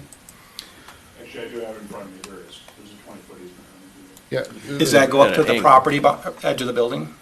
No, No, if you envision the south line of the west property, that goes straight east-west on the drawing, just extend that straight. Oh, okay, Yeah. yep. So I'd like to see the fence come off the building, and especially because if we're gonna do some screening with trees, to have the trees on the outside of the fence, between the fence and your property boundary evergreens. Is the idea to screen it, or is the idea to have it exposed as a display? Pardon me? Is the idea to screen it, or is it to have it as a display? It's- Our- it's- To have Ours it was open. to have it as a display, but if Yeah. it needs to be screening, we're willing to do whatever we gotta do to make. What Are we type of- approving it for a display though, or are we approving it for storage or rental equipment? Because it can be, That's up to you it's guys. combining the uses, the way I read the Yeah. application, is that you're just combining the uses, that they could do whatever, they could do what they're doing on the other property here, which I'm not against, but we should probably screen that side of it because it's abutting a commercial area, and Dayton Parkway. so what I would suggest, similar to what's out front here, is you have like I'm gonna call it a pedestal that sticks out, farther than, it's clearly a difference between the display area versus the storage. So if you have a display area in the corner, and somewhere down here, and then have screening that's behind that display area. I just think that's gonna look strange, looking through a chain link fence at a display area that, No, I think what you're saying is display area out front, right? but the fence is gonna still Yes. be in, and I And guess, our do you really plan was feel? to Okay. elevate the slab area, right? So we were gonna be high, not probably higher than the fence, but we're gonna be raised up above. The whole parking area, or just No, part of the- it? Just the part of display- it? the I like display how area. much raised, to put it in perspective. I don't know, we haven't figured that out We yet. have, This is all kind of Yep. just coming at us here, so. We have we're- to see where the elevation of the fence hits, and then also what the display area would be. The fence does help with security. Yep, yeah, it makes And, sense. if we have the display area outside of that, we just kind of lose some of that, and it's on the back side of the building, so it makes Right. it a little harder for us. And the display area changes constantly, right? It's whatever's new today that's happy, is what the guys want out there, and then you get it out there and get all set up, and then somebody sells it, and out she comes, and That's part of why I wonder how important it is, because people are looking for equipment anyway, it helps to display it, I guess, but it's pretty a destination purchase. It's not a, We are a destination, I understand that, but we do have display areas at all of our locations, and Yeah. the family takes that pretty serious. They like their displays. If you've seen their headquarters in Bloomington, off of 35, all the equipment is lined up along the fence along 35W, Very- right along the. and their Shakopee location. And Shakopee, And all of them. yeah. Is And the, Bloomington has the fence and then it has the equipment behind it. Yeah. is the unique shape of that parking area and because of displaying or? No, that's because actually. of grading? No, or- that's actually existing gravel area Oh, right now. oh, yeah, okay, okay. Yeah, we haven't really We've looked never at expanding it or anything like that. Are you looking at paving it, or I guess I didn't see that? No, Leaving the gravel. paving doesn't Yeah, work. yeah, Well, the gravel works better for the kind of Sure. equipment that they're using. Yeah. And that's what I was thinking, is when you fenced it, it'd be better to square off that irregular shaped area. And same thing with but I'm more thinking, I'd like to see it screened, if we're gonna approve it for Yes, if, outdoor storage. If we're gonna approve it for outdoor storage, we've screened every use that we've ever done. I think from that perspective, it's being approved as outdoor storage. I like what you're proposing, displaying stuff, that's great. But it's more of a use, right? It's outdoor storage. I think it should be screened. The rest of the Yes, stuff. yeah. Yeah. I agree with, yeah. I mean, the main purpose is to get the storage there, and we're more than happy to screen it. Okay. so if you ran the fence directly up the building, some of your existing gravel would get on the wrong side of the fence? Yes, it will. And that would be hopefully some area that, I mean, we don't have a landscape plan here either, but it seems like that's where, is 20 feet wide enough to even put a double row of evergreens? Not a double row.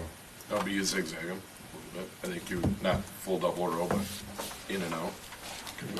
We do have other locations that have the landscaping screening behind the fence. Yeah, and it works well. And it works well. If you're not worried for us, about yeah. equipment, we put our fence out to the property line or wherever. So you could put the other row behind, you could put one row in front of the fence if you tuck the fence up. And the only reason I'm picking on the corner of the building is it could be a commercial use, so bringing your fence right up to the next property is not, I don't see that very often. If you have a commercial use, a chain link fence by the adjacent user, right on the property line. Yeah, actually, we have it on the West side. west side. Right, but that butts up to industrial. Yes, yeah. Yeah. And obviously, the current uses, but, yeah. I'm thinking, we pretty much have it everywhere. We always run our fence up to the line. I mean, even in town Bloomington, we're up against the Highway Federal Credit Union or whatever it is. Right, but that's, And then we just that's what, plant our they wouldn't allow that trees. anymore, though, I bet. Like, Yeah, and then all of our trees are right on the other And side of the they're just on the fence. other side of the fence, yeah. It actually makes it easier to maintain because you're only dealing with one side of the fence instead of, both sides. And then you're saying no display area at all. I'm struggling, if you can figure out how to screen the rest of it. Well, we could screen. And I guess it would, really what would help Yeah. me to see a plan. I guess we don't have a Our plan was plan. to screen behind it, then, Yeah. after we Yeah. had talked this afternoon here, it would be, we'd screen up to it, we'd have this raised slab there, and then we would screen behind that. We'd have to have a look at the driveway to get in there. Yeah, we'd have, like, I could almost. I'm kind of visualizing what you're saying, and Yeah. it would help to see it, like. Yeah, when- and this is just all came up for us, so we didn't really pull anything together for tonight, but. Yeah, we can certainly have a plan drawn up. If it's a staff approval thing or whatever you need to do to. Or intend for city council to approve it. Yeah. Right, we could provide Yeah, a we could- recommendation, send we it could easily forward. have You one guys make ready that for the city. change, submit it. What's your timing to hopefully move forward? Like, and I say that from our perspective, one option is to table it, so we see it too. But that would delay it, but that's what I'm asking you, is what your timeline is to. We'd like to move as fast as we can. We've been Yeah. working at this for a long time. We finally have gotten here, and we'd like to keep going. And so when we get through the meeting on the 26th, then we're done. Well, I don't want to downplay the importance of this area because it's guided commercial. And this use probably wouldn't meet most commercial criteria. I think I get it, it's consistent with the current use though. It's just Yeah. guided commercial. I'm okay with the display, but I also want to be consistent with the concealing of storage, because we have been very consistent that if it's storage, we fence it, screen it, all that. So And you guys consider storage completely, we're not storage, right? Yeah, We're not yeah, putting yeah. semi-trailers Yes. on and all that junk, you know, we're actually a Yeah. fairly clean, neat place. Our inventory moves constantly. It's still outdoor You storage know, though. Yeah. that's what you So, call it, we yeah. don't call it that, Yeah. right? It's our Yeah. business, you know, Yep. this is where we're just Yeah. holding equipment as it's rolling through the yard, in and out. Yeah, And, yeah. I think a lot of uses would feel that similar, you know, RV sales would still, some people would consider that outdoor storage, stuff like that. I mean, I don't think don't take outdoor storage as a slight to your business at all. I think it's just kind of the way we group it. So, yeah, yeah. I don't want you to think that's So, a I mean, slight on what you're doing. I understand. I think the concept that you're talking about, how with the display, some screening behind, I mean, the display looks nicer if you have something behind it, right? Like, you know, some evergreens or Yeah, whatever I- it might be. I mean, it highlights, really yeah. makes it look nice. So that, and then you do your product storage, whether it's for a day or a week or however long it sits there behind that, right? And because it's so prominent off of Dayton Parkway, I think that'd be nice. So. Yep, I mean, we can I see certainly what do you're that. proposing. I would be comfortable saying that's a condition, and then you'd have it ready for when council looks at it. You think you can articulate that enough to move them forward to city council and? Yeah. and Yeah. I would agree. Yeah. I'm fine with it. What is the rest?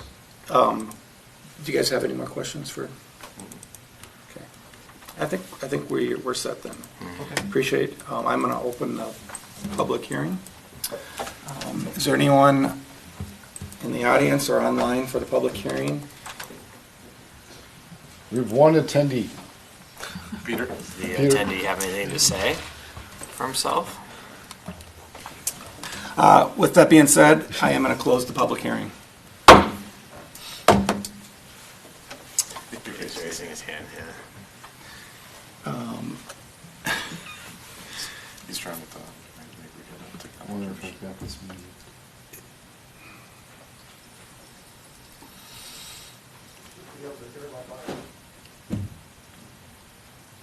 We are waiting to hear Peter, if Peter's listening. This is He's trying to exciting. talk. He's trying to talk. You can see it. Charge the microphone. We cannot hear Peter. Peter?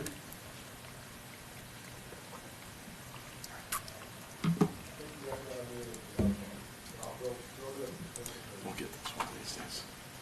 While we're waiting for Peter, do you guys have any thoughts on the fence off the corner of the building versus the property line? I think you guys heard my opinion. I guess if you guys have any thoughts, I'd like to hear them. I don't have any strong one way or the other.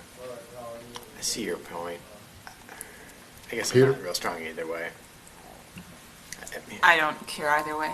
I think the front, I think it looks gorgeous from the front. Well, gorgeous might be a strong word, but I think it looks really nice from the front. So if it looks the same in the back, I think that's and I understand that it's, you know, it's guided commercial, but let's be realistic. There are some companies operating right now that have put a lot of time, money, energy, and are successful. They're not going anywhere, and they're going to be there for a long time. So let's acknowledge what it is and let people who want to do, also, we already have commercial, the exit before and the exit after. You know, we don't need every single exit off of 94 to be a copy paste of each other with a Target. I don't need a Target at every single exit off of 94. So if this exit off of 94 is a little bit different, that's not a bad thing. And like I said, we have some really nice, there are some really nice businesses back here who've invested a lot and are clearly intending to be here for a long time. So let's let an existing successful business continue to be existing and successful and to grow. And just because someone somewhere said, oh, this should be commercial, that doesn't make sense to me to let that stop this, so.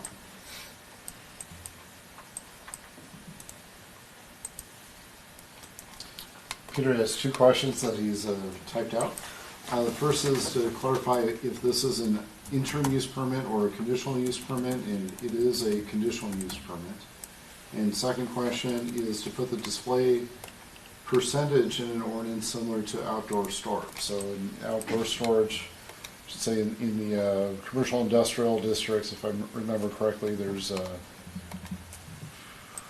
This No, one's it was 30%. 20% or 2 acres, whichever is smaller. And the impervious surface area is up to 80% of the lot, so. It's probably a little bit more difficult when you have a business that's selling vehicles to say you're only allowed to have 20% of your lot be vehicle sales. But coming to Nick, to your point is, or the applicant's point, it's not, this isn't, it's outdoor storage, but it's also, the purpose is as a sales lot.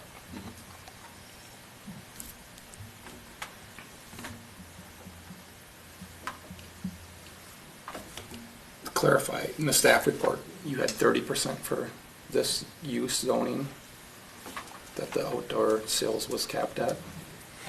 But, Okay. yeah, okay, And Peter is also saying that he has no other issues. okay. Thank you, Peter. James? I think with regards to the fence, as long as we are calling storage is screened, whether that means there's trees on the inside of the fence or the outside of the fence, It's I guess irrelevant. it doesn't, I it agree. doesn't matter to me which way it goes.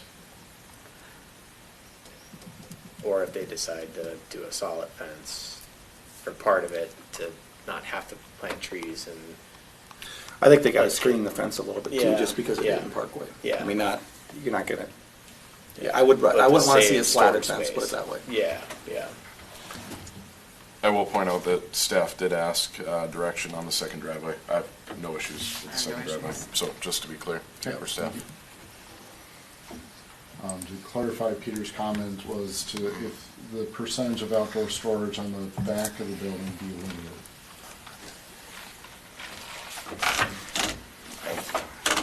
I think as long as it stays within the threshold that you stated of 30% overall between the two sites, because we are combining the sites, it's okay. If I remember correctly, I think the staff report said they're at 11%. I think they were pretty close. 30. I think they're pretty close to the 30% overall between the two. And it's a conditional use permit, right? Can you remind me, does that follow the land or Follows the land. Stays with the land, it's transferable from owner to owner. what? And I'm wondering if this business were to become a different business, does that materially change the CUP? The new owner would have to comply with the existing conditions, and so if you had a condition that, I mean, in this case, we're selling semi-trucks, so if you had a condition that there could be no sale of commercial vehicles, that would be transferable. In this case, that's not really pertinent to a business that sells commercial vehicles. I think the reason why I asked it is I felt like I heard that we're happy with the way this business is currently running, and we're going to amend the CUP. And I just wonder, if that were to change hands, how potentially that would change our decision. But I think that's hypothetical, and I don't know that we can live in that hypothetical from that standpoint. So from that standpoint, if there isn't any discussion, I would make a motion, unless other commissioners have discussion. Okay. I'll make a motion to approve the preliminary plat for Ziegler Dayton Edition and amend, do I need to do it separately? You can do it Okay, as well. and amend the conditional use permit for an open rental lot, 18151 and 18171 Territorial Road. Are there any specific conditions you want to call out, or that we discussed or need to be covered? Yes, so the motion didn't include any of that. Good point. I'm to some extent, I agree with what we've discussed, and then, in an attempt to move it forward and get an approval here, from a screening standpoint, is there anything that the commissioners would like to add for a condition on that? The landscaping plan should fully screen the outdoor storage. Okay. And can allow for some display. I remember last time we did this, John, and I don't know what we did, but we defined the display area, like in square feet. Yeah. I don't know what we did, but maybe, is display area going to be 10 by 20? And maybe this is where the applicant can come in and help a little bit, so we don't have to guess at it. But we should probably call out the display area so it doesn't just, maybe end up something that we never thought of. Well, the display area is somewhat limited because of the utility easement. Let's see, where did that go here? You know, which still, I mean, that's a big area. But they're also selling big trucks.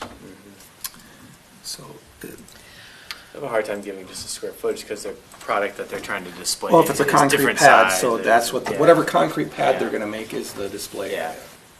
area. Similar like what they did last time. Yeah. I was just looking at this. Oh, geez. This is where I need.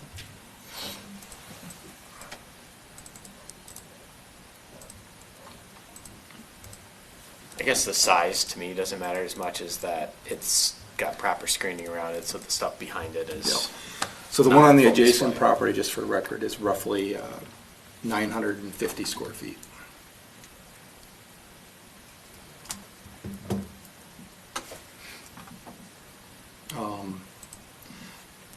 Does the applicant have any preference or knowledge on what they would like for a display area? You know, can't really come up with a number, you know, I would think something like 1,200 square feet would be fine. The display area in front of the rental store is for rental equipment, so it's smaller equipment. And if we display an electric. Wayne, could you come up and speak to the microphone, please? Thank you.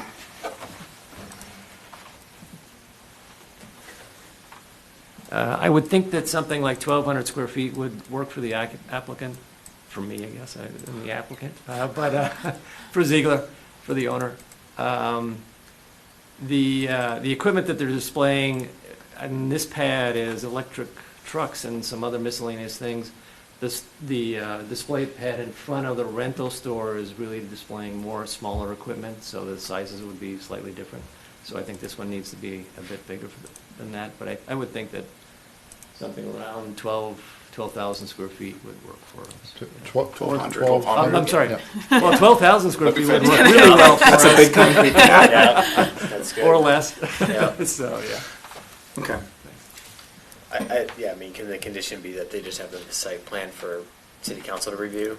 Yeah, now that we've thrown a It's- number yeah, out too, that should yeah. help John and council understand it. It's a guide, and I understand, Yeah. you know, trucks are big, and, you know, I don't know what, you probably don't know what you're selling today versus 10 years from now. So, you know, if it's a semi-truck today and a bus, no buses. But, Okay. okay. Okay. Well, we do have the start of a motion on the floor.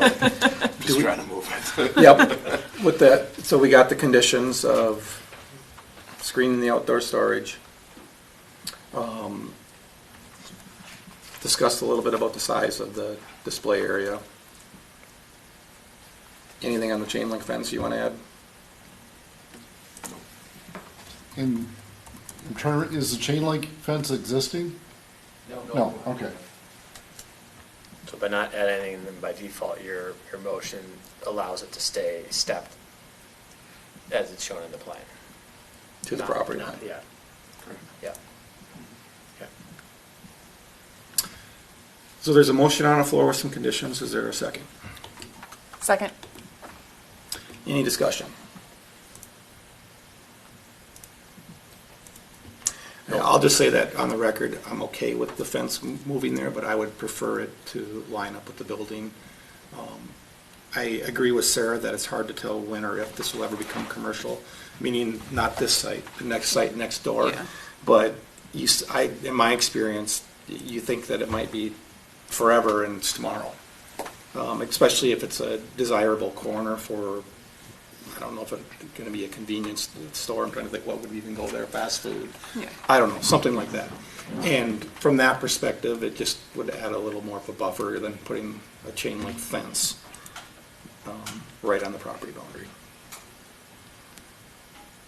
And if this matters, if it does come up for sale, what you guys would probably be the people that would want to buy it. Be honest.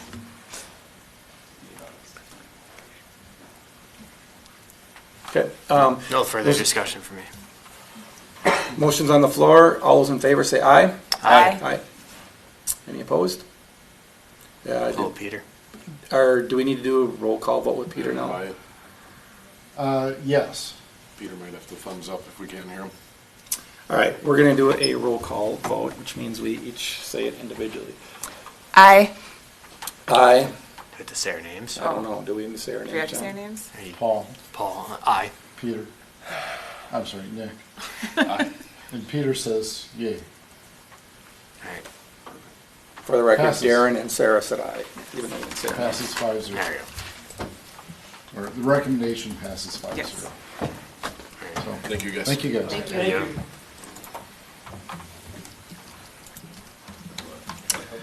Moving on to item C.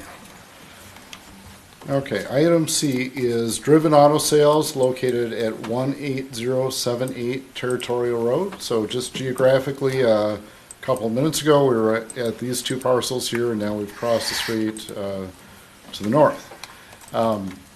This is an existing business, so let's see if I have, well, yeah, just to summarize, this is a request for a conditional use permit for auto sales. It is a multi-tenant building. There are 3 tenants. The applicant, who is one of the 3, has an existing auto repair business. They repair, or I should say, they currently buy salvage vehicles at auction through a third party. They repair the salvage vehicles on site and then resell those vehicles through another third party at an auto dealership in Dayton. I'm sorry, we're in Dayton, in Andover. That is off-site.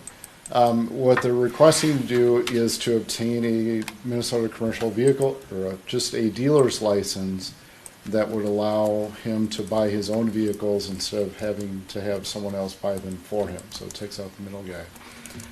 He is not intending to sell vehicles on the property itself. He wants to continue to sell it through a third party at the dealership in Andover. In order to obtain a Minnesota dealer's license, you have to have a commercial property with a physical building, regular operating hours, and a minimum of 5 parking stalls. And so even if the applicant has no intention of selling vehicles on site, they would be permitted to sell them. So again, this was a conditional use permit, not an interim use permit, so it is transferable to other owners and operators. So if you make a condition that, there's no limitation on parking lot display area, then the next owner could have as much as they want, up to 30%. So, what else? Let's see. This property did receive a couple of conditional use permits in 1993 that allows for outdoor storage.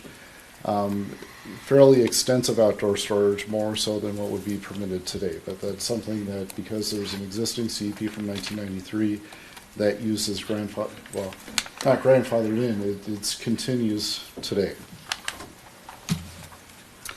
Critical issues, there's 3 of them. The first one is to limit the number of, if there should be a limit to the number of parking stalls for sale vehicles.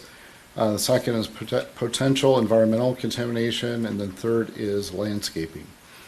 So as mentioned before, this is a multi-tenant building. Their space is essentially from the service door over to the end of the building. So they have one garage stall, and I believe in the packet there is a photograph of the interior, but essentially the way it's set up is you come into through the service door into a small office and then into the repair shop, which fits at most 3 vehicles.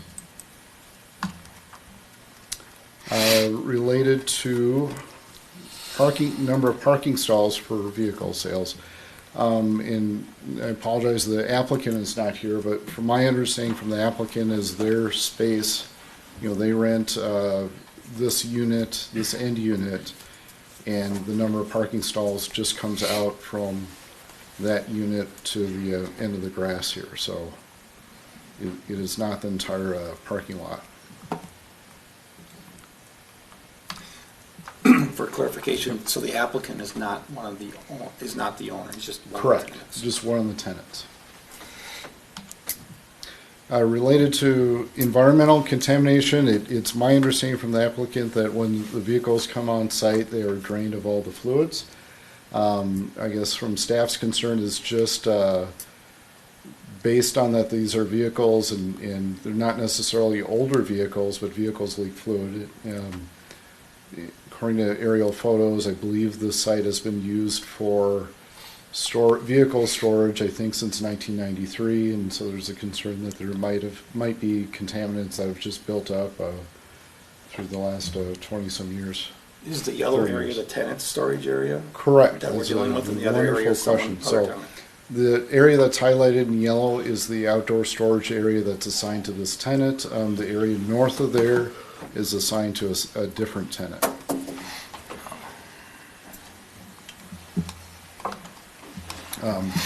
And I guess our staff solution to the environmental contamination is just to go out and do an inspection, and if we find something, it's more of an enforcement. So whether it's related to the conditional use permit or not, the enforcement case goes on.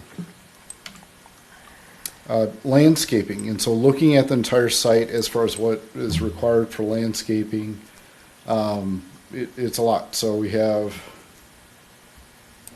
I'm not good at math, but I'm going to say close to 90 trees and 679 shrubs. So that's based on the perimeter of the property generally. It would be difficult to fit that on there. Yeah, it would be. So I don't think I have a roadside photo or street side photo, but there's, I'm going to say 1 to 2 trees that are in the front yard. The property is off the street quite a ways. But, from Territorial, I mean, this building, it's a metal-sided building similar to much of the other industrial buildings that are along Territorial. So it's not, would not be allowed as a commercial building under today's standard. Adding landscaping it's going to dress it up, but it's not going to make a significant difference. There's like about 6 or 7 adult trees already in the front, 4 kind of along the property line and then 2 kind of in the middle. It seems ridiculous to shove, because you put all the shrubs in the front. I mean, you got nothing but tree, all you got the cars in the back and they go out to the property line. So it would just seem silly to put 679 shrubs in that front. Sure. So generally, if this were new construction, you'd have the building and then you'd have shrubs that are surrounding the building and between the building the parking lot. So this is a tenant applying for this use, right? But if this requires trees, that would be more of an owner thing, right? Correct. Or are we pushing the tenant to plant trees on a property they don't own? Correct. So generally speaking, this would be the responsibility of the property owner. And then between the two, it'd be an argument between the two of who's responsible. If we approve the CUP, it runs with the property and not the tenant. That's where I'm struggling Yeah, I with this a don't know little how a bit. tenant applies for a CUP. Right. How does that work? Well, so on planning applications, the property owner has to consent to the application. I guess, They have done that? Yes. so, and the only reason I go, because when I went and drove by the site, there's already an auto dealership on the site. Yes. And supposedly they don't have a CUP either. Not that I'm aware of. Not saying maybe they've been there for 30 years for all I know, but whatever. I'm just trying to understand how the CUP is the right tool for a tenant that wants to, because we could start, and I don't know all the history of why cities frown upon auto dealerships. Maybe it's because they didn't want every corner that used to be a one-stall auto repair shop, being a used car dealership. I don't know. But they kind of frown on it. So if you have any background of why other cities frown on it, so we can maybe put that in context, because I'm not. I don't want to speak for other cities. I mean, I can think of other, I'm going to say major road corridors that are fairly populated by small used car dealerships. And it kind of has, it sort of creates a character that might be undesirable of, this is, I think of the auto mile as being the opposite, where it's, you've got a mile of brand new vehicles for sale along Brooklyn Boulevard. And Those are big dealerships. I think that those are big ones. The ones that people, for whatever reason, frown upon are the used cars that are just pop up everywhere sometimes. And I'm just wondering, if you approve it for this tenant, any tenant could just, I don't know, that's just, It sometimes is. I've seen them approved where they limit the cars that are sold to have to be inside the building.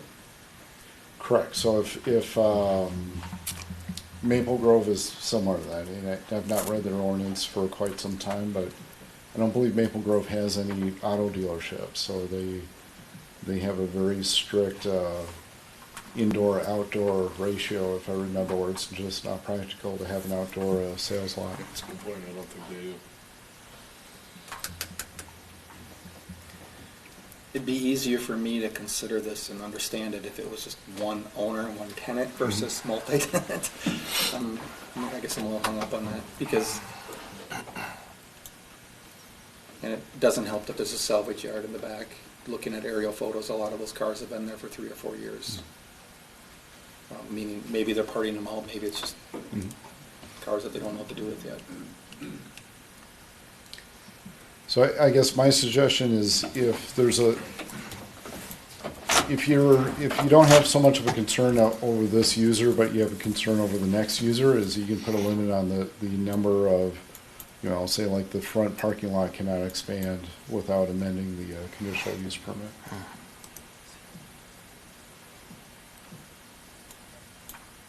So I don't know how many vehicles you can fit in there, but I'm going to say it's probably, They fit a lot more than 2 you dozen or normally so. could fit in there, meaning that they're tight. yeah. I measured 80 feet, so. Okay. But again, if we're doing it for this tenant, we should limit it to what they have the right to. If they've only got a right to park 2 cars out there, it is what it is, I guess. Mhm. The state license will still require them to have a minimum of 5. So even, let's say if the tenant only has access to 4 parking stalls, they need 5.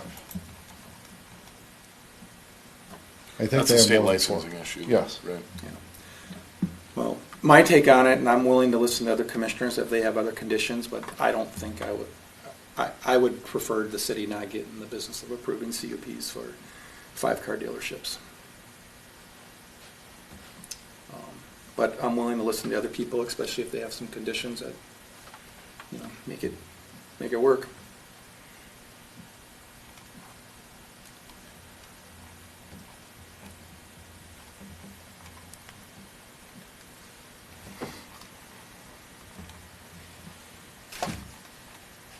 It feels weird doing a CUP for a tenant.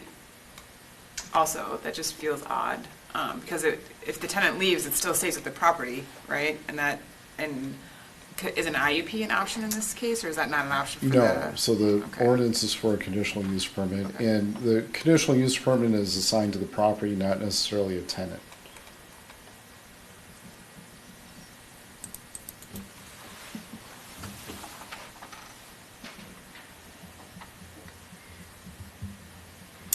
And I'm assuming the applicant's not online, correct?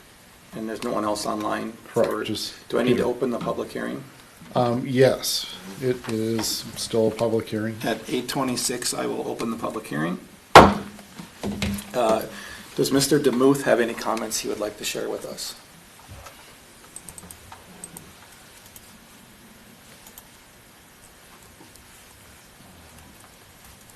He has a comment about just agreeing that it's minimum of 5 parking stalls for a Minnesota dealer's license. I'll see if he's, I don't see him typing that. Oh, there we go. Can we tie, this is Peter's question, can we tie it to the type of use, so a repair shop like this can have 5 stalls? So the conditional use permit is still for auto sales, so you can limit it to 5 stalls. I don't think you can limit it to less than 5.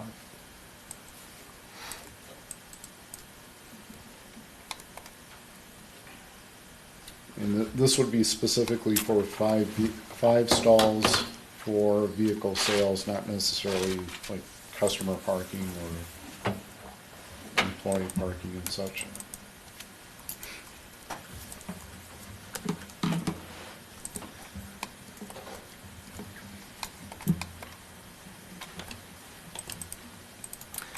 I don't know ton about car dealerships, but Google just told me that in Minnesota, if you sell more than 5 vehicles in a 12-month period, that's when you need a dealership license. Correct. And there was the coincidence of the 5 that made me wonder how that connected to the 5 outdoor. I don't know. I think it's more of a coincidence. So let's say if I have a hobby of fixing cars and then selling them, I can only do 4 of them a year. It says more than 5. Okay, 5. Is there any, I mean, I guess if there's no other discussion, if someone wants to entertain a motion, or, I mean, I'm not sure that, I'm just not sure that this is the right property to start getting into the used car dealership business. So Pete, yeah, I misquoted Peter. So I meant to say they have to be a repair shop, not a small 5-stall dealership. So tying the, here you'll have to correct me, tying the conditional use permit for auto sales has to coincide with the repair shop. So the two I've worked on myself, one was in Brooklyn Park, one in Osseo. They both happen to be repair shops, and they both were required to keep the cars that they're selling inside the building. They couldn't Okay. park them outside. That was the condition of them getting their dealership license So anything that's for sale had to be indoors. in their building. Okay. I know But that the would repair not be- vehicles could be outside, so it was a little, a little difficult Sure, to monitor. I know that would not be possible for this operation because they only have room for 3 vehicles inside. And I'm not even That's- saying that their system was right, I'm just, Yeah. that's what it was.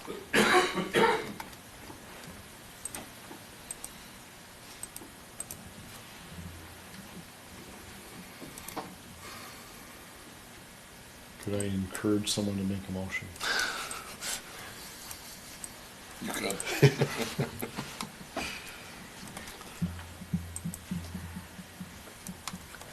I don't have strong opinions on this one, I mean, quite frankly. I just, And if we don't know enough, I mean, the applicant's not even here, I'm not even against tabling it, but I guess my question is, if we table it, what more do we need to know? Do we need the staff to tell us more about why other cities really tend not to do these things? I would say if you'd like to go down that route, it's going to be a much larger discussion of, used car dealerships, small used car dealerships versus big dealerships, and it'd be a whole ordinance amendment before Yeah. we're going. Yeah.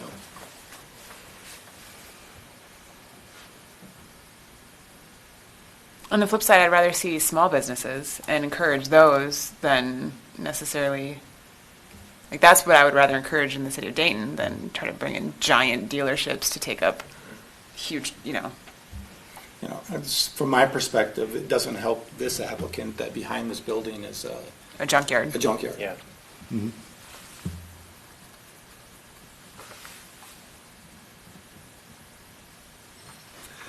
Well, I have an opinion on it, so I'll make a motion to deny the CUP. under what findings? I just partially due to how the property is being used as a 3-tenant dealership. All the junk cars and salvage cars in the rear. And it's just not, it's not a property set up and designed like you'd think of for selling cars on top of it. I mean, obviously, people sell their cars on the website and you come and look at them, I get that. I don't think doling out car dealerships is something the city wants to get in the business of.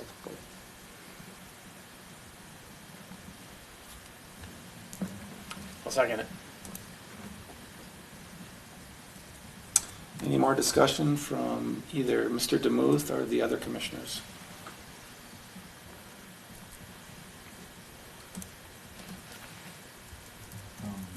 And then, Derek, what I'll do is craft findings of fact to support denial based on the discussion. So it'll be worded differently than how you're wording it, but I'll have kind of a general idea of what you're saying. I just have a question, because this is the first time I've been part of a denial. If the, can the applicant come back? Like, if we say these are the reasons why not, is the applicant able to come back with counter arguments, particularly since the applicant is not here to address any of The this? appropriate thing to do would be to table it. Okay. But it would still, even if we denied it, it would go to city council with the recommendation from planning commission to deny it, but then they could still approve it with their conditions. Correct. If you Yeah. table it, then it stays at the planning commission. Yeah. I think this is difficult without an applicant here. We don't know their discussion on it. Maybe the applicant comes to the council meeting. Okay. Does Mr. DeMuth have any discussion he wants to add before we call a vote?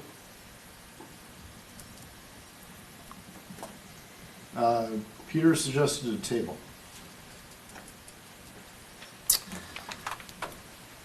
We are still in the discussion period. There is a motion and a second on the floor. If there are people, I guess I'm willing to, well, we need to vote on it. I get correct? Since there's a motion and a Yes, I second. do. I want to double check where we're at with the 60-day rule. April 6th, so if we table it, I would need to have permission from the applicant to extend their time period. No, So we meet on the 3rd, no?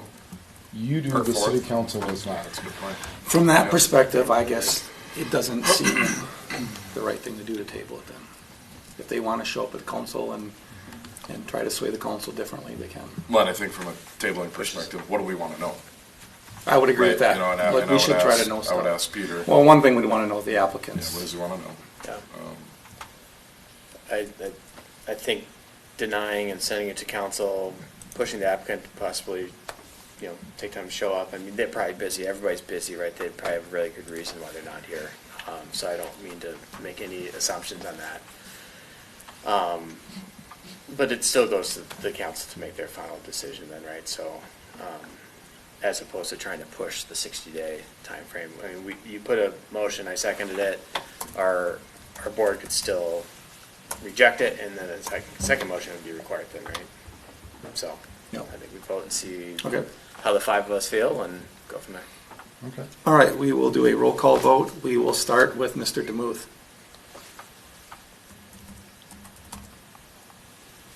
I would give him a little bit of time. All right. we Make him will last. Wait for him. Nick? Yeah, Just to clarify, you were voting aye for the denial. correct. Yeah. Paul? Aye. Darren, aye. Sarah, aye. And Peter? Yeah, well, hold on a second.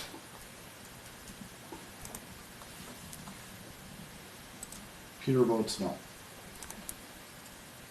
I'll just say, does no mean, No means. I mean, either way, it's. Either way, it's right. 4-1 or So possibly the 5-0. motion was to recommend denial. Correct. Yeah, And he's voting aye or He's against voting denial? no. correct. He's So- voting opposed to denial. That's what I thought. Yeah. Yep. So motion carries 4-1. And just for clarity, once again, the findings of fact, I'm just generalizing that this is not the appropriate place for vehicle sales. There's some concerns with the amount of outdoor storage that's behind the building.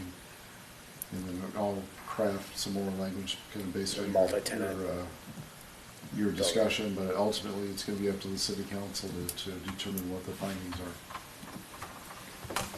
Yep. All right, we are moving forward. And just for clarity, so Peter's vote was no for denial. So 4-1 vote. Perfect. Just gotta make note here.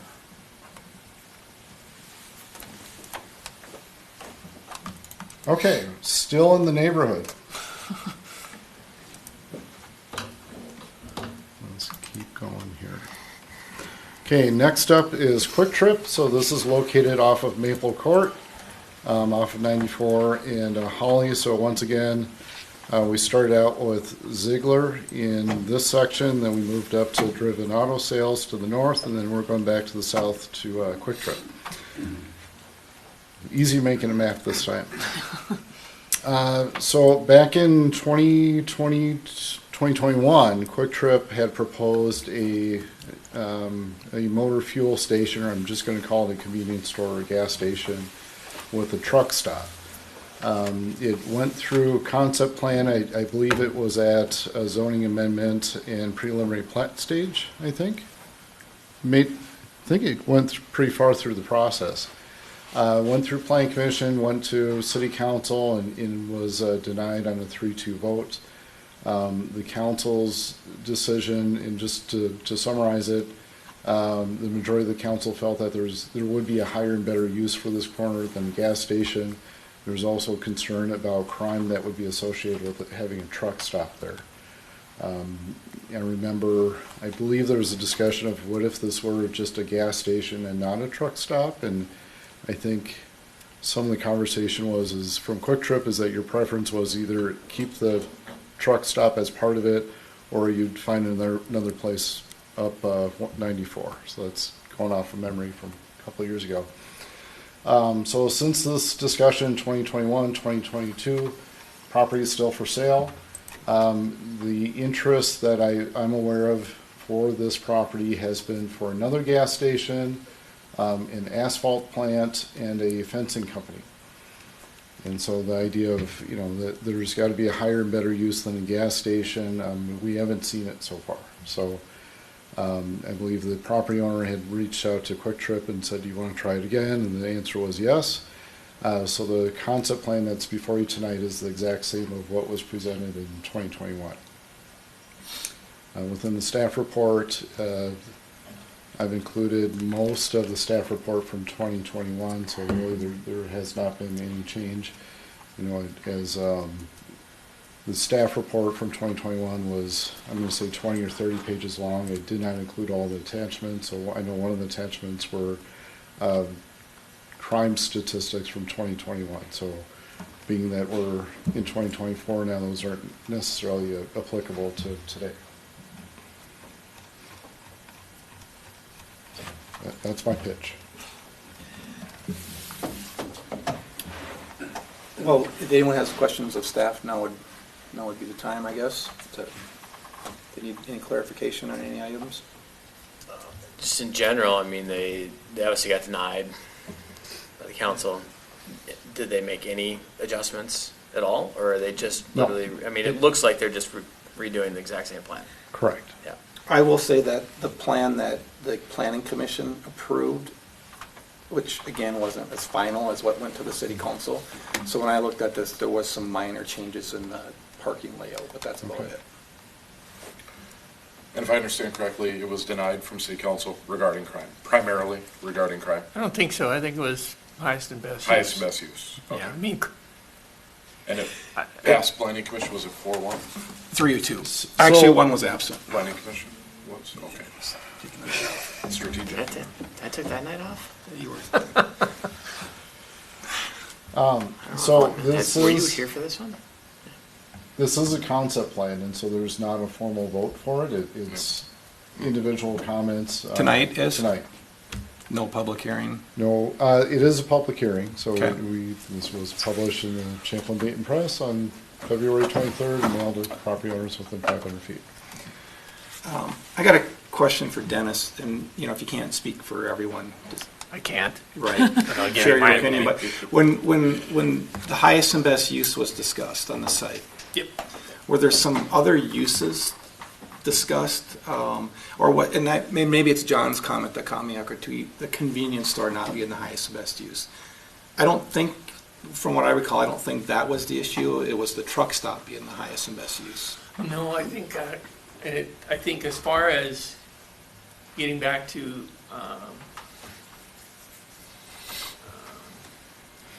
the criminal aspect of it, or the crime aspect of it, it was the convenience store was a concern. So whether it's a truck stop or a convenience store, I believe Chief Enge had a similar response. The- and the- it generates So like theft and stuff like that, and Yeah. calls. more and- calls. Yeah. The council had I thought a good comment when this was going through is that the customers that are going to be coming here are going to be coming off of 94. And the police and emergency services are coming from Dayton. So those are being paid by Dayton taxpayers versus the base customer may not necessarily be Dayton residents. How long has the Kwik Trip been open next to on 81? 17 months. November 22. Actually, at this time, if you want to come forward for, one of my questions will be, and maybe it's the staff if they got to do a little research, but it's a convenience store. What's the crime been like at the Dayton one on 81? I've not heard. I don't think we've heard anything negative. I mean, I think that we've been pretty well received in that neighborhood. That store does really well. Busy all the time. Name and Oh, sorry. Dean George, Kwik Trip, 1626 Oak Street, La Crosse, Wisconsin. Thank you. Yeah. I think when this concept plan goes to council, it'd be good for staff to weigh in on what experience they've had on 81. maybe check with fire or the police chief and Yep. to see if there's been issues. Yep. To be honest, I don't know that was the bigger issue. I think it was best use. Yeah. But And I would chime in on that. I think the market has shown us what the highest and best use might be for this property, personally, right? I mean, it's been a year. It's been a convenience store. Another convenience store has been offered an asphalt plant and fencing, right? I'm not saying one way or the other on the asphalt plant or the fencing, but we have an applicant here interested in developing this land, interested in building on this land. It is a local business has a local business in town.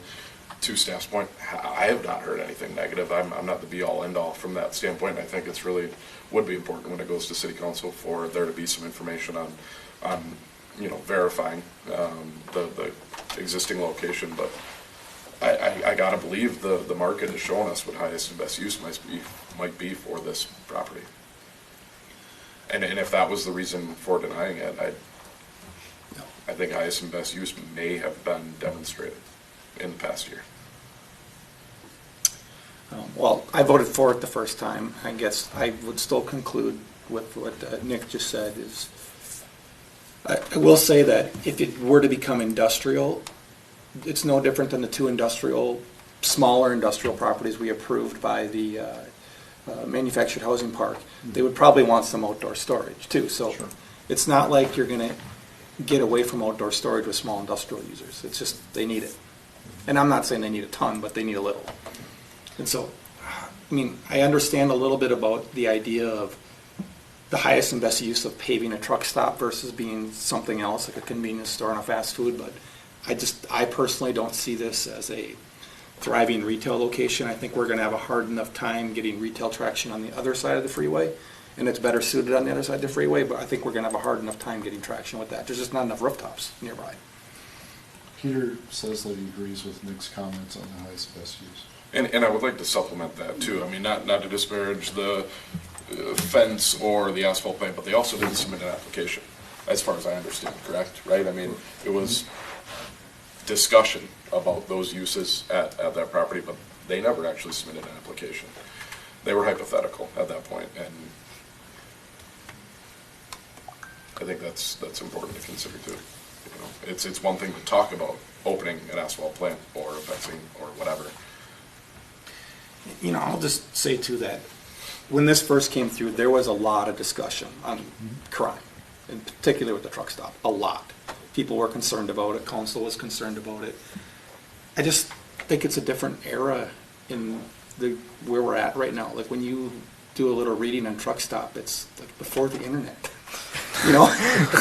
It's the stories and the movies you see. It's before the internet. I think that's the human trafficking component, kind of and the prostitution component. I think we submitted a lot of data from similar truck stops, one in St. Cloud, one in Clearwater, one in Owatonna, and a lot of the calls that we were noticing are just distressed individuals, kind of standard retail theft. What we have done is we've limited purchases of gasoline to prepay or credit only. So that's a significant number of our retail theft was gas drive-offs, so that's all gone now.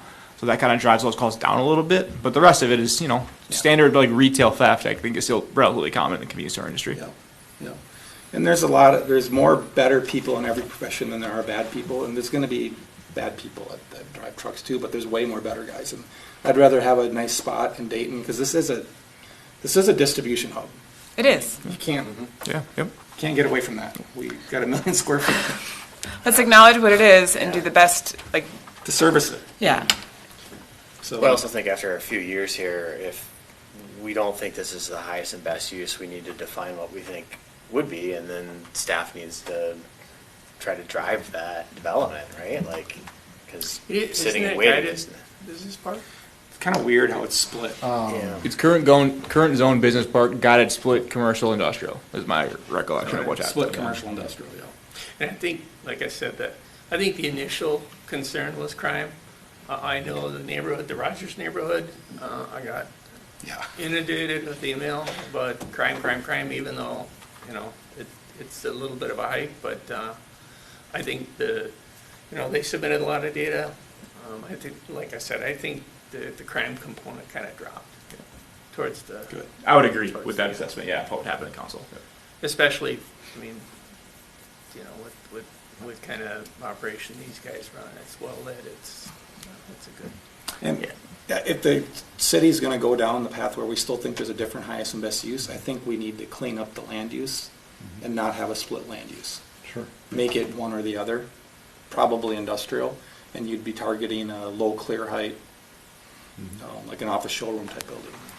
But, they could have came in already, to Nick's point, and they haven't so far.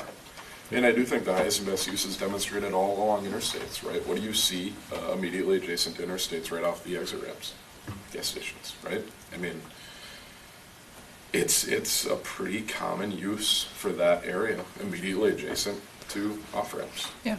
Well, because no one really wants to be there, because it's noisy, it's loud, you got a ton of traffic, but it's Except great. somebody that is serving people directly on Yes. the public. Yes. And as the person who drives, I drive across Wisconsin a lot to get to my family, and it's nice when I want to stop at the gas station I can actually see. I hate the ones that you get off if I can't see it. I'm not going to stop there because I'm not going to drive who knows where. I don't know what it's going to look like. I want a nice, well-lit. Easy on, easy off. Yes, right? easy on. And Quick Trips are always nice. I always feel safe. Like they're well maintained. You have a good reputation. Like they're one of my choice ones if I have a choice, because you do a good job. Of being clean, nice, like it's a place I would choose to go to. Their existing location's a good asset to our community. Exactly. I would- Yeah. That was my only question. Is you already have one Right. right down? Like, are you concerned about cutting into your own customer base? Not at all. So Okay. there was no way to circulate diesel movement through that site. Yeah. It's too narrow. Yeah. So this would service more of that. Okay. Yep. Okay. I've been in Wisconsin where I think there's a Quick Trip on one corner. Oh, there, and another yeah. corner, I'm pretty sure. There are. There are. I think it'd be an asset to the residents of Dayton, maybe not so much today because there's not a ton of traffic being driven down Dayton Parkway. With that apartment But building as across soon the as there highway. is, how convenient to have a nice gas station Yeah. right there to fill up and either on your way home from work or your way to. Yeah. And I think development breeds development, right? Yeah. If we can develop this parcel, I think it does make other things a little bit more attractive to certain users. I don't know what those users might be, but we've sat here for a year without a lot of without an application, right? Yeah. I mean that's fact, right? Without an application. 3 years. For this. Well, sure. For this Going on site. 3 years. Yeah. Since like when we were last here. For comparison, so the south side of the interstate, we did have a concept plan a few months ago, so this was a large apartment complex that also included a gas station with it. And that makes sense, you'd have one on both sides, to be quite honest. It would shock me if one didn't go over there as well. Yeah. Yeah. Just kind of knowing the industry. One thing, just because this is a concept plan, maybe if we went to the landscaping plan, especially for Sarah and Nick, we spent quite a bit of time on this, and the whole point was trying to screen as much as you could the truck, and I don't know if it's going to even be possible to screen the truck storage. Just because it's so. Too far down, yeah. Yeah. But to me, that would probably be the biggest, and I think that, if Quick Trip could display, I think that might even help council, if you could somehow display what it's going to look like We could probably do that, yeah. Like, you know, when, in 10 years or Yeah, something, because it's gonna look different. I mean, it's gonna look, as the trees grow up, it's gonna get more screened than it is, but it's still not gonna be perfectly screened. I think we've advanced technologically in the last 3 years, so we can put that rendering together and show you what Yeah. it will look like. I think Yeah. if I were on council, that might help me Sure. if I have hesitations because of the truck Yeah. stop component and understanding what it's gonna look like, because people do view this as a gateway to the city. So, in Darren, you're talking about like a three-dimensional rendering. Yeah, So- coming up the exit ramp and maybe one looking from Dayton Parkway over. Yes. We'll do it, that's not a problem. Yeah.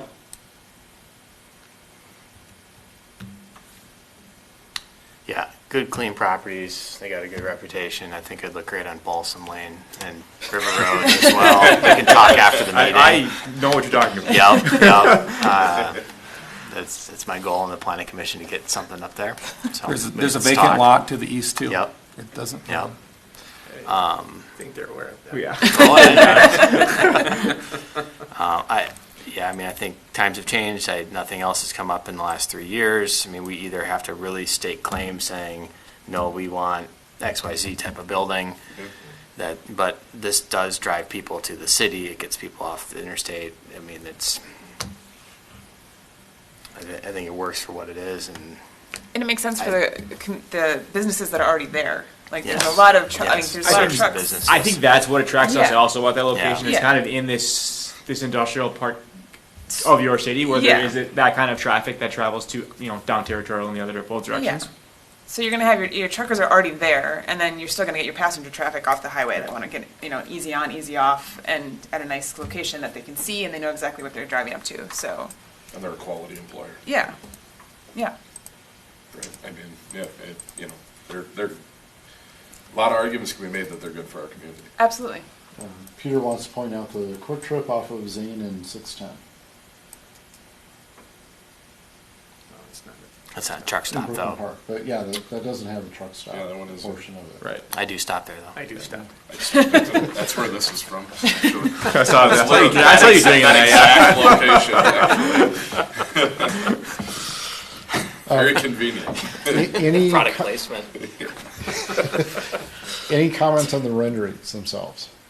In 2021, there's the discussion of the pillars for the stations, if they be, I'm assuming these are metal poles versus a brick Brick veneer. wrap, yep. I think at the time, we suggested brick wrapped, or we thought that would be better.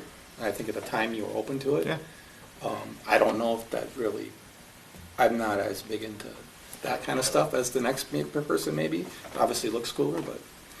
Doesn't change As the whether person it's whose stop car Right. door has gotten caught by the wind and slammed into those things and then got a dent, I was annoyed by the bigger brick. It was like, had that been narrower, it would not have scratched my car. So I don't see adding any bulk into that area as being a benefit to anybody. I would agree, and it's a fuel canopy, right? I mean, Yeah. it is what it is. It is what it I is. think they've got good architectural influences on the building itself. Yeah. Fuel canopies are not pretty, and they're never going to be. No, So why waste the money and add bulk? exactly. So you can bang your door on it. Yeah, no, please don't. And Yeah, the brick scratched it. The metal pylon went to it, but it was all the texture on the brick scratched all along the side of my door. I was very unhappy. It's a good point to bring up, but I don't I don't think remember who brought it up as part last. of a concept plan review, it's a good comment. but- I don't know who that was. It probably got brought up because it's in a wide variety of communities, like around this area specifically, and Oka Blaine are kind of two of the ones that stick out in my mind where we had to have them found a CUP ordinance, so. Do you remember the discussion that if we, this is back in 2021, if we required the brick of not having it high enough that you can't just set your coffee That's probably cup what in I and said. I walk probably said away? we wanted to only be high enough where you can't put your cup of coffee on it, and then that's it. We wouldn't Yeah. want it to go all the way up. I guess you could pick if you want to go all the way up or not. We would probably say just as high you can't put something on. I think the but- consensus here is that we're Don't do it. pretty, I wouldn't even say don't do it, is that we don't have a strong preference. So if you really thought it was the right thing to do, we don't care. Maybe you- I would care, but But no one's saying that that's what we really want. I would not deny over that. Thanks to Sarah, there's no brick on this call. So no changes to the renderings as they're shown. No?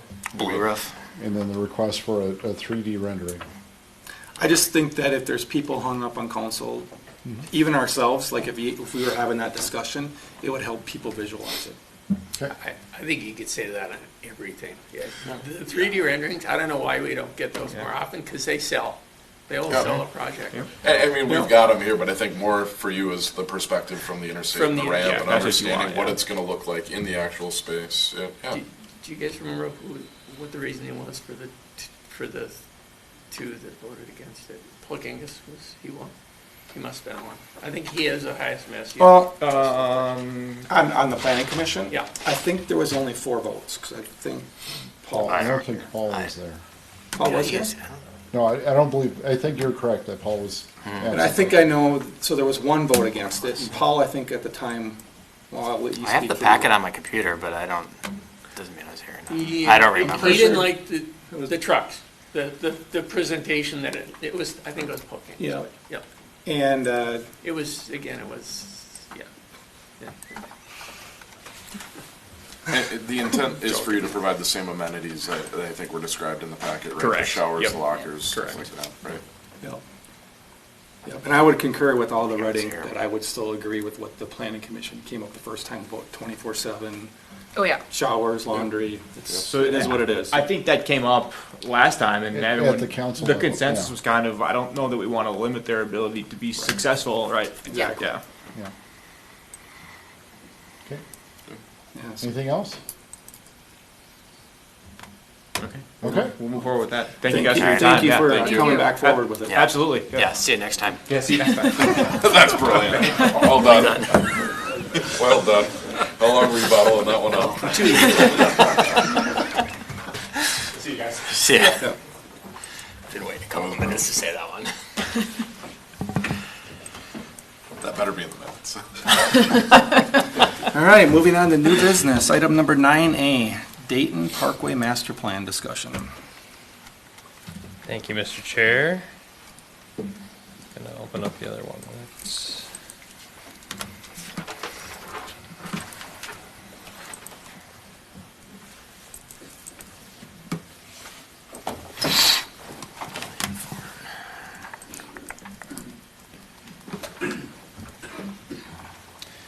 All right, yeah. So we have the discussion on the Dayton Parkway Master Plan. So I'm just going to go through a little bit of the background of the effort and how we got to where we are today. So this is a city-initiated effort to create an area plan to guide the comprehensive plan update, which is due in 2028 and will be started sooner than we think in 2025. No changes are made to the comprehensive plan at this point in time, so this is just a guidance for that document for the future. The master plan provides direction on how the city expects future development to occur in the boundary area. It also informs the future alignment of Dayton Parkway, as well as future street connections and street design branching off of Dayton Parkway. It reevaluates the land uses in the study area and recommends modifications to better reflect the city's vision. These are some of these goals. And then provides guidelines for the type and style of development in the area, both within the greater area and the town center specific area. So what we've done so far, on June 27th, the City Council approved the work effort to move forward with the Parkway Master Plan. Then you first saw it on September 7th at a work session to review the major components of the master plan. We talked about land use mostly, with then some talks about transportation, parks and trails, and design standards. An online survey was posted on October 23rd to receive feedback from residents on various topics of the master plan. That was included in the packet as well. That survey ran for about 3 weeks and did get nearly 200 responses or slightly above, so quite a good turnout for a survey. And then we did hold an open house at the Dayton Community Center on November 29th with another good turnout for resident comment from that as well. So that's kind of how we got to where we are today. So I'm going to kind of run briefly over. So there was a staff report and the draft master plan in your packets, along with the resident comment survey. I'm going to kind of run through each of the sections just to give an overview of what they all encompass. If you have specific questions on anything I say, let me know. So the master plan is used in addition to the zoning ordinance and the zoning district standards. So this stands separate and on its own as a document, but it is used in tandem with the zoning ordinance. And I'll just say it now, and I probably have it a couple more times in these slides.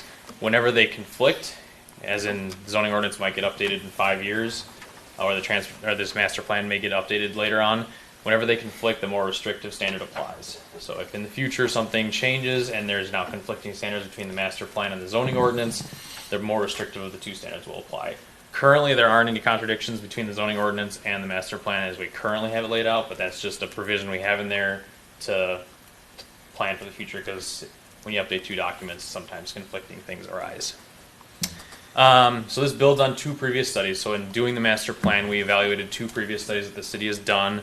One being the Northwest Hennepin County I-94 sub-area transportation study. This one's pretty old. It was done about 20 years ago, or slightly less than that. But that kind of envisioned with the whole I-94 corridor, Dayton Parkway, that whole interchange area. So that study was done on that area. And then more recently, the 2020 study conducted by SRF, which identified that conceptual layout for the extension of Dayton Parkway from the I-94 interchange up through the Dayton master plan area and kind of terminating right around Zanzibar as well. So then also in that section is that the master plan will inform that 2050 comprehensive plan update. So this is kind of we're taking a bite-sized piece versus the comprehensive plan, which guides the entire city. This area is much smaller, so we can focus a little more on the specifics within that area. And then, like I said, the more restrictive provisions will apply. When you say restrictive, you're talking zoning and this master plan? Yep. How does the comp plan factor into that? Because the zoning to me is a little irrelevant. A lot of it's agricultural at this time anyway. Right. So when I'm talking about zoning, I mean like district-specific standards. So when you talk about specific, like high-density residential zoning districts or medium-density or the town center, and there's building height standards and setback standards, we don't talk about those in the master plan. We do talk about architecture, specifically is probably the biggest one we talk about that has restrictive standards in both the master plan document and the zoning district. Okay. And so those provisions will kind of build off each other. For instance, you have to meet the zoning standards, but then there might be something in the master plan where you have to do one extra piece. So I know, as we had a conversation earlier tonight from Member Crosland, the master plan does require that when you use architectural treatments that you have to wrap it and terminate it on an interior corner wall instead of ending at an exterior corner. Things like that, where that's not in the zoning district ordinance standards for all districts, but it's going to require it in the master plan area. Things like that. Okay. Talking about some of the principles for the master plan area, generally like the existing conditions and why we're looking at this area. So building architecture should adhere to the ordinance standards unless development is located within the town center where higher architectural quality and standards are required. Development with not within the town center is still encouraged to employ these standards. So we don't have it as a set hard requirement for architecture to be in the entire master plan boundary, so the entire 620 acres, but specifically within the town center it is required. So that smaller 50-ish acre chunk will be the one that has the required standards, and we're encouraging as one of those strategies. There's multiple times you'll see in the master plan where some things are required, some things are encouraged, and some things you have the option of doing 3 of the 7 type of thing, where you have some flexibility. We don't want to really require just one option, but provide multiple so that it can work with different sites that have different constraints and different development styles.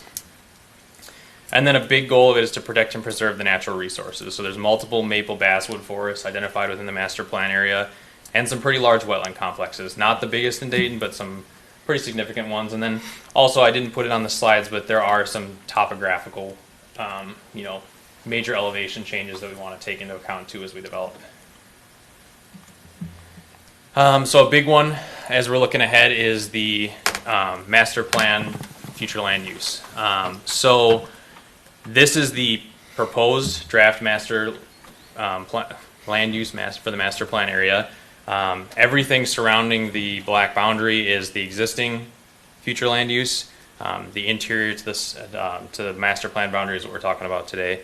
I can tell you, at least from an overall perspective, the breakdown of density really didn't change. It's actually a slight bit higher density than in the current future land use plan. And that's on purpose because we need to keep our density a certain range to meet Met Council guidelines and things like that. And it's also just to use the density to support the commercial and the mixed use elements that we have here desired in the master plan area, because more rooftops will support the commercial in the area.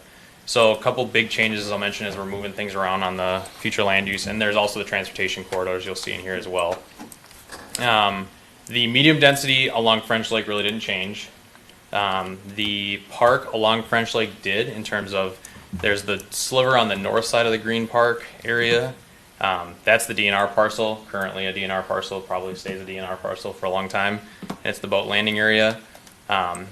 We had in the 2040 comprehensive plan a community park search area within this area as part of the visioning session, and then what we heard from resident feedback is there's a strong desire for a public community space near or within the town center area.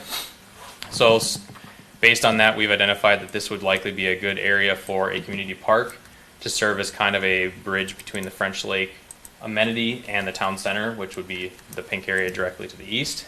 Then as you move east, there's the town center area, which has since moved from what is the southeast corner of the master plan boundary area to more of the central location. It also ties in with the major intersection of what would be Dayton Parkway and what I'm calling 121st, because it's halfway between 117th and 125th, running the east-west, major east-west connection. Remembering that these are bolded lines, I'll say, or fat lines.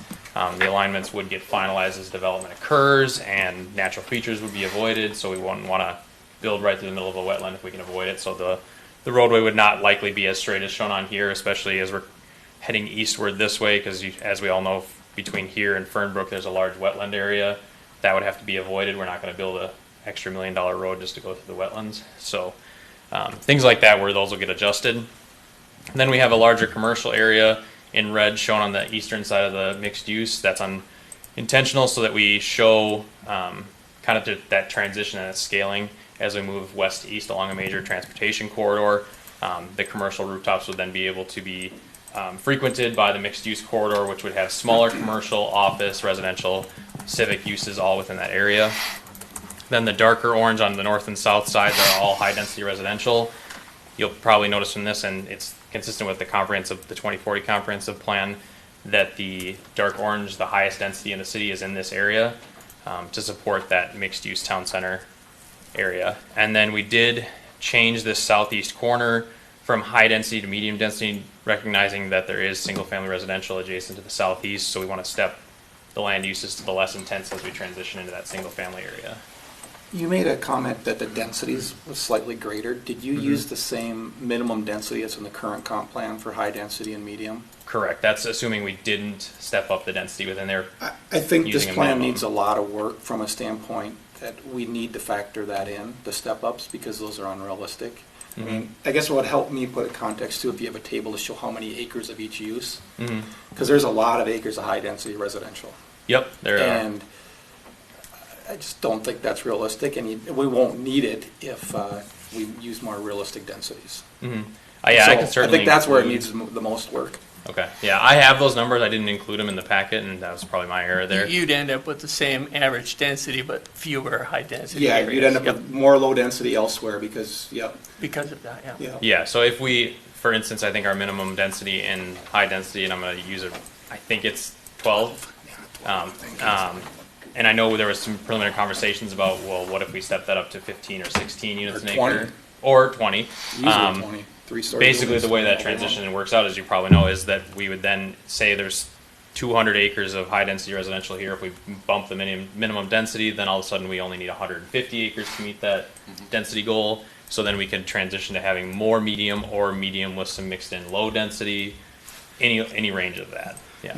And this is not outside this a little bit, but I do think medium density is going to get mixed in with the low density. No difference in how Sundance is developed. You've got medium and low. So I don't think a sea of medium density is the right answer in one spot either. It's better to break it up. And that's what I just one other thing with land use. I know you mentioned that that right now the plan's specifically not considered industrial. I think we should keep our mind open to that. Not necessarily distribution centers, but business park uses. Because there's a lot of road here, and it might fill in some gaps along the road instead of low density or medium density. It's not that it was purposely left out because of all the industrial we have close to 94. Except we're out of land if we want more. I'm not saying we want more, Right. but we're out. At some point you get saturated, you feel like, but I don't know if we've hit that point yet. So it's purposely left out of this current draft master plan. If there's desire to modify to include areas where we could do business park or industrial, or maybe only business park and not industrial, so it's more of that hybrid kind of office industrial park, Research, development, stuff like that. Right, high medical tech, things like that. We could certainly look at And doing even that. a lot of retail is shifting to more of the office showroom with all the online sales and people just picking it up from places that would be a business park type use. And that may be possible if we decide to modify the density, because then we can shift some. You typically want to find those uses closer to high density or medium density and not the low density, just because of the transitions of land uses and some of the buffers that we'd need to have if we were going to put some of those higher intensity uses next to single family or low density. So those are good comments on those. Maybe a little bit of nitpicking here, but the parkland and green there on both sides of East French Lake Road. Those are kind of primary corners there. It could be, two very primary corners there. What was staff's thought process on bringing parkland across East French Lake? The intent is to kind of blend the park into the town center, so kind of bleed the two together so that you have some of those civic public spaces that blend with some mixed use spaces. That way you can almost create, I'm going to use some random examples, but almost like fingers of multifamily residential and office that poke into the park space to kind of get that blend of almost a civic town center plaza multi-use area space towards there. So we felt that by bringing that over, one, the connection into the park would likely lead then north, and it's not shown on here because they're local roads and we're not sure where they're going to go yet, but from that park area extending north and outside the master plan boundary area, there will be more local roads than just where East French Lake Road goes right now. We haven't identified where those will be because that'll likely be dependent on how this entire area up here develops, but likely have a connection in there. So as that leads in, and as I'll get to it too, this leg from Dayton Parkway West is identified as a Parkway Street. So kind of blending more of that Parkway style green civic uses together. So that was staff's perspective from that.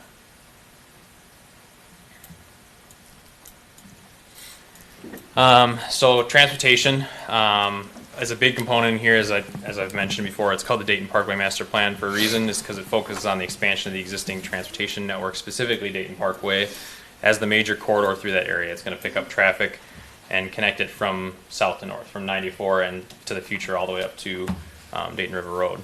And so a street hierarchy has been established that will determine the street sections and limit access onto those. So as you probably know, higher tier roads or more trafficked roads, we want to limit the intersections and the access onto it, creating less conflicts. And also, we say in the document, and Hennepin County may not like it, but eventually we do expect Dayton Parkway to transfer jurisdiction. How that happens and when it happens, we don't know yet, but we want to make sure that we meet their access spacing guidelines as well, so that when that transition takes place, that we're set up to do so. So Dayton Parkway is shown as a connector, which is the highest tier in the master plan area, and then there is a major collector running from east to west from Dayton Parkway over to the eastern boundary, and what we're tentatively calling 121st, or I am, going to the east. And then as it goes from the west side of Dayton Parkway and is entering the town center area and leading to the park, it is identified as a parkway.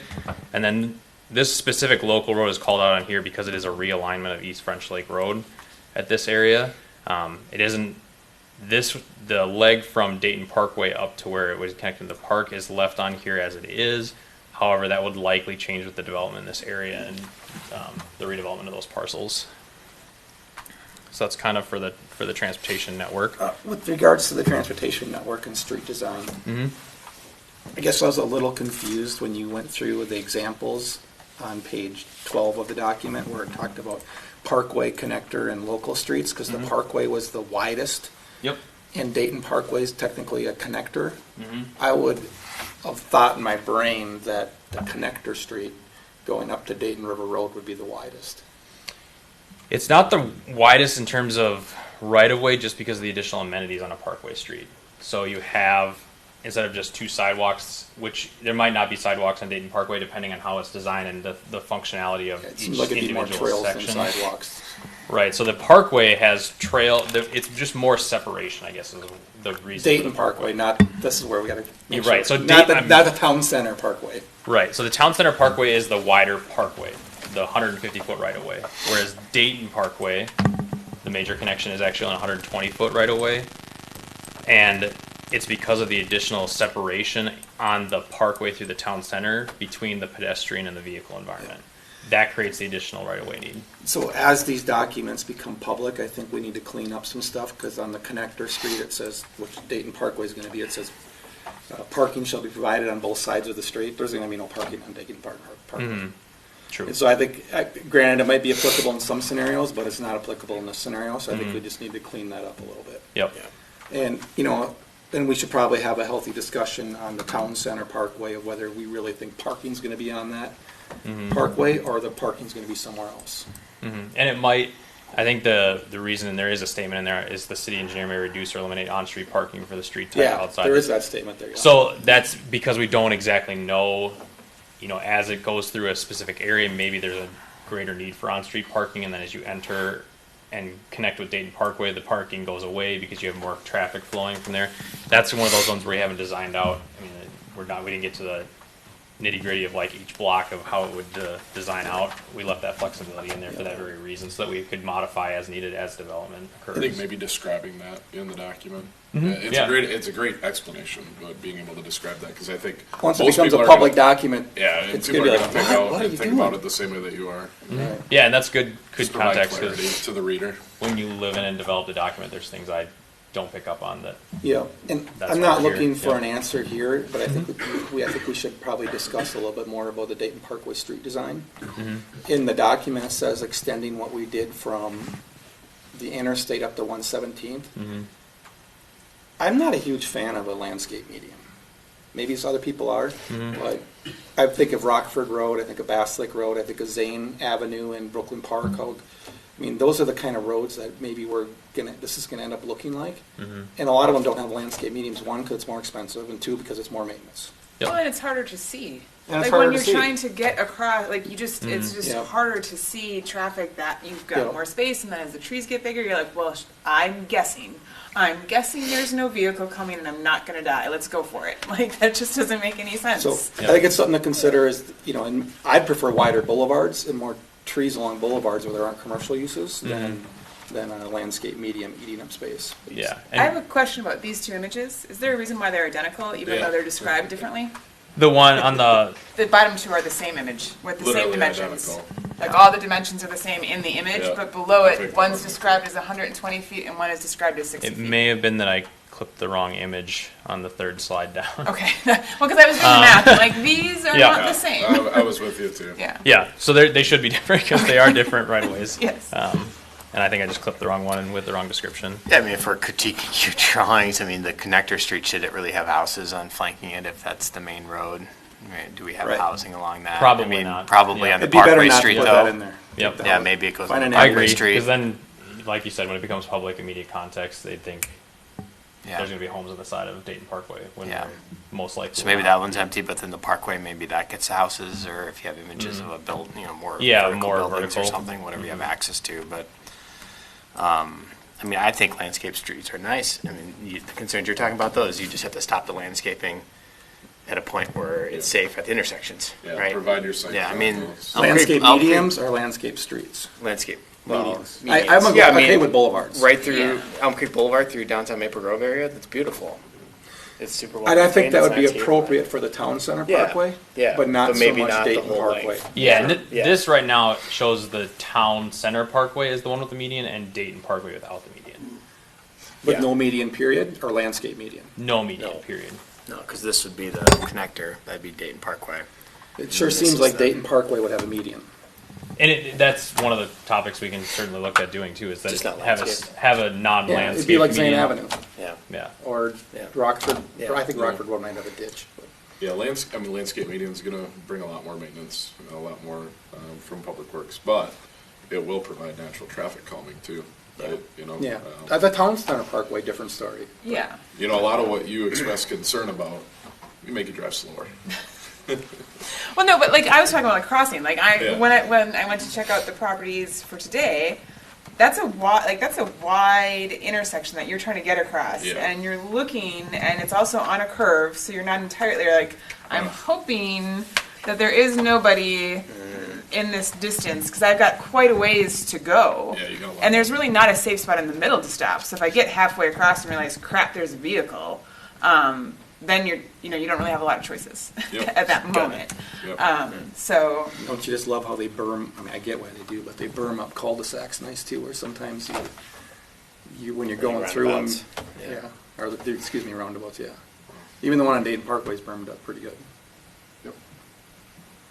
You won't see vehicles coming the other way. But they're supposed to stop anyway, not you if you're in the wrong. Blocks the headlights.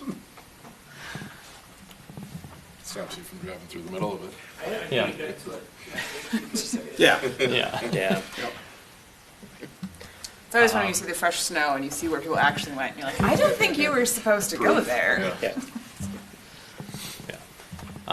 So we do, moving on to the next section for site and structures, we do have the new public park identified adjacent to French Lake.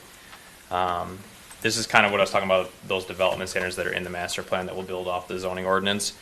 We do have additional screening standards have been included. They are generally identified for some of those uses where we may want to buffer between the uses.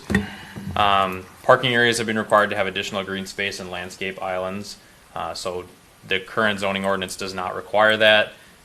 We felt that within the master plan, having some of those additional green space and landscape islands, they're not a huge increase from the current standard. It's just a minor increase, but just having some of the larger landscape islands to break up, specifically on parking lots where you have continuous rows of more than 20 stalls, things like that, where you'll have to break it up essentially mid row of parking so that you create those landscape islands.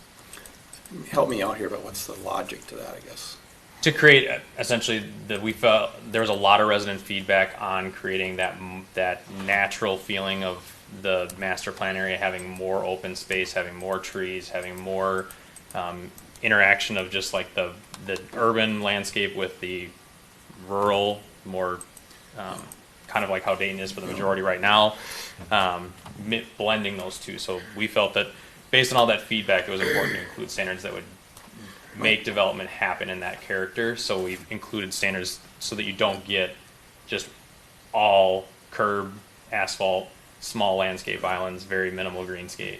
Yeah, I guess my biggest concern is how this is going to get applied to 600 plus acres versus maybe a narrower part of the project that we want to control it, because 600 acres is a lot.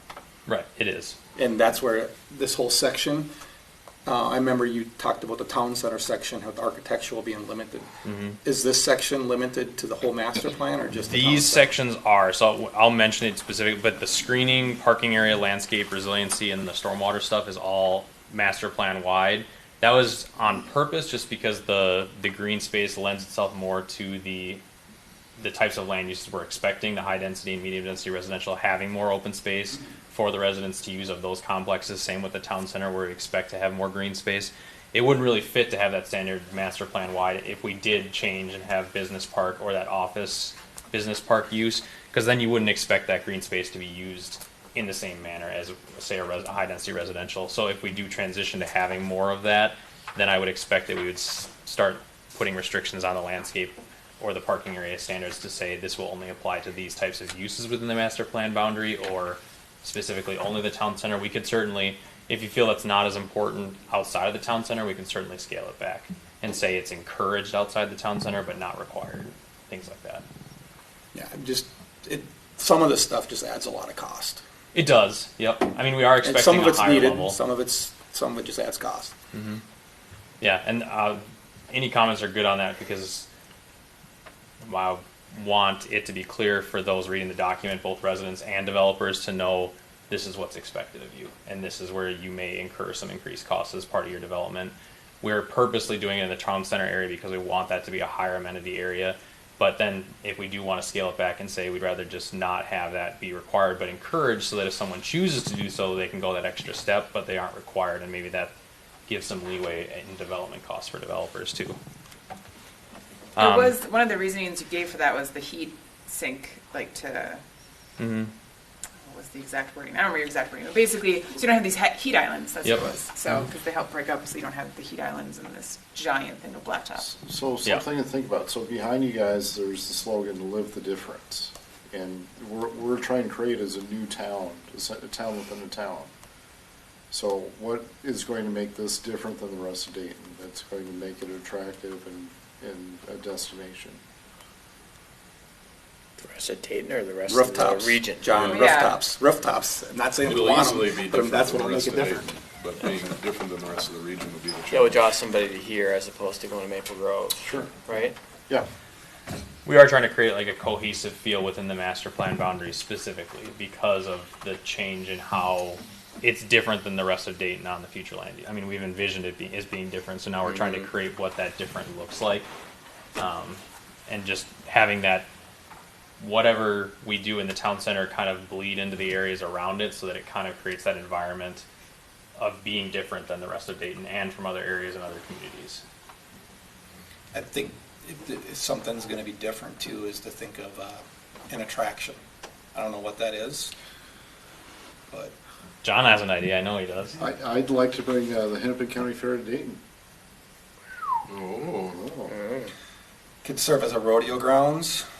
how would you? But need I guess more as different? attraction, that's what I mean, is something like that. Not super huge or not, but something, have some sort of attraction. Yeah, and that'd be a definite goal for the master plan is to kind of draw that anchor, I guess. Find out what it is Makes the and draw it commercial here. more vibrant and successful, so they don't close the doors. Yep.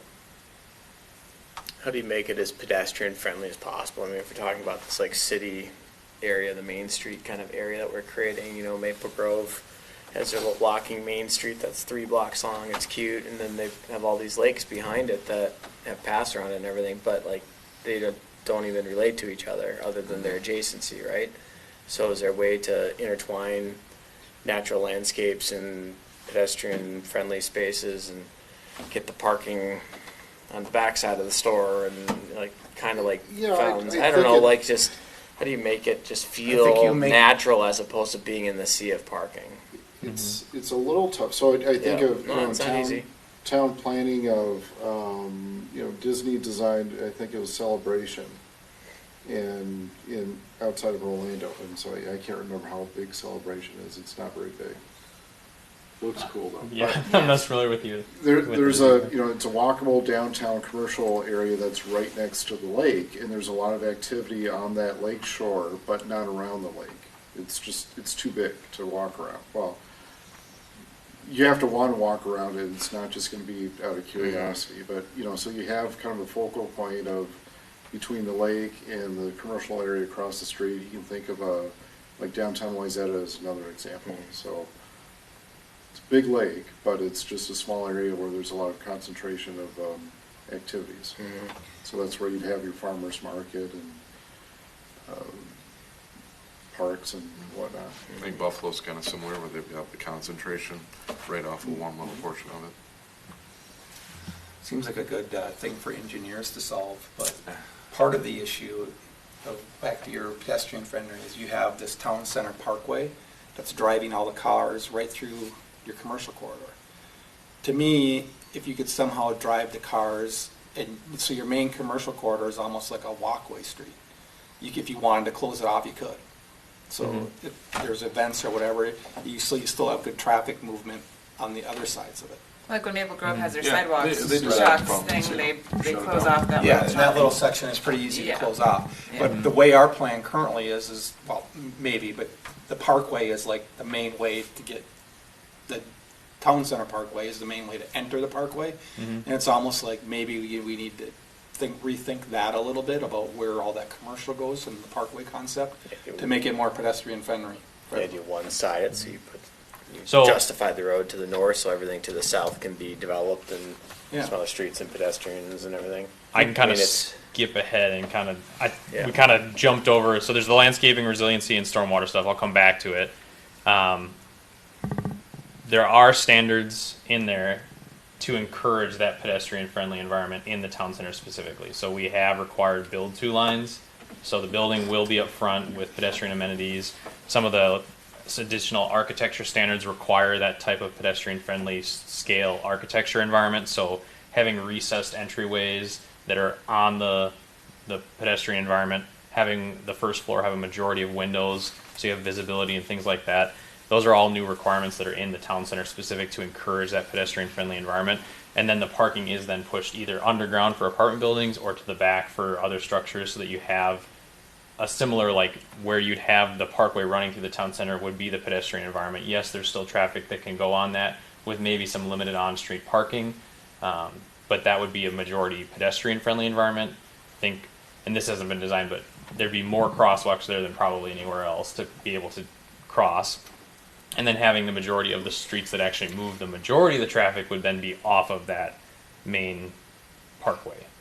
But it's not shown in the plan because those are all then local network roads that we haven't designed where they would go. They essentially one street block out and down. Yeah, I'm not an engineer, but if we're driving traffic somewhere that's not the Parkway, it seems like those are the roads we got to focus on. Then, because the Parkway is Town Center Parkway is going to be the attraction.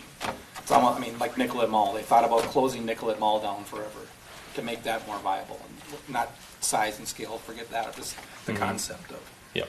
Like you could make that Town Center Parkway pretty narrow with no parking, and the whole purpose is you don't want a lot of cars on it. In fact, you're going to shut it down a lot.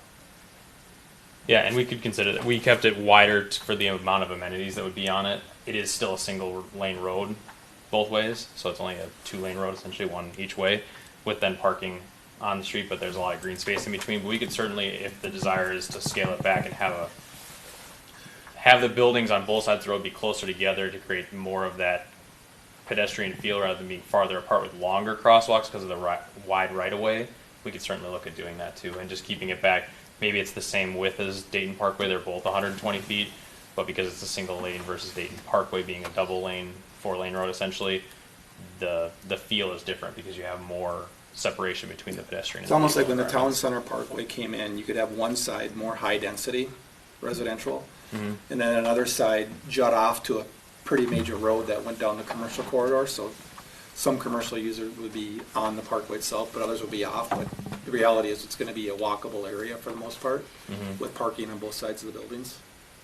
Yep. I think we got to be careful about how tight we pull buildings, and I mean, nature is still a big part of this, right? Like that's a big part of Dayton. And you know, you walk down like the shops at Arbor Lakes or something, and there's some trees, but you still feel like you're in a shopping mall with concrete and asphalt everywhere. Like, what's the difference maker? Like, maybe it is a little wider, but it's still a small drive path, but you have beautiful landscaping that there's lines both sides, and like you feel like you're walking through a park area that happens to have stores on both sides, right? Like, is that the difference maker? And you do that for, 8 blocks or whatever. Maybe And two. like, I mean, we got to keep the scale in mind. well, sure. I I don't know. Yeah, I'm just saying, I mean, like, if we could go bigger, great. But Yeah, I don't but I know mean, if there'll be like- that much demand. yeah, I don't know. But just like, would that make this feel different, right? Like, Yeah, I how like do your you, idea.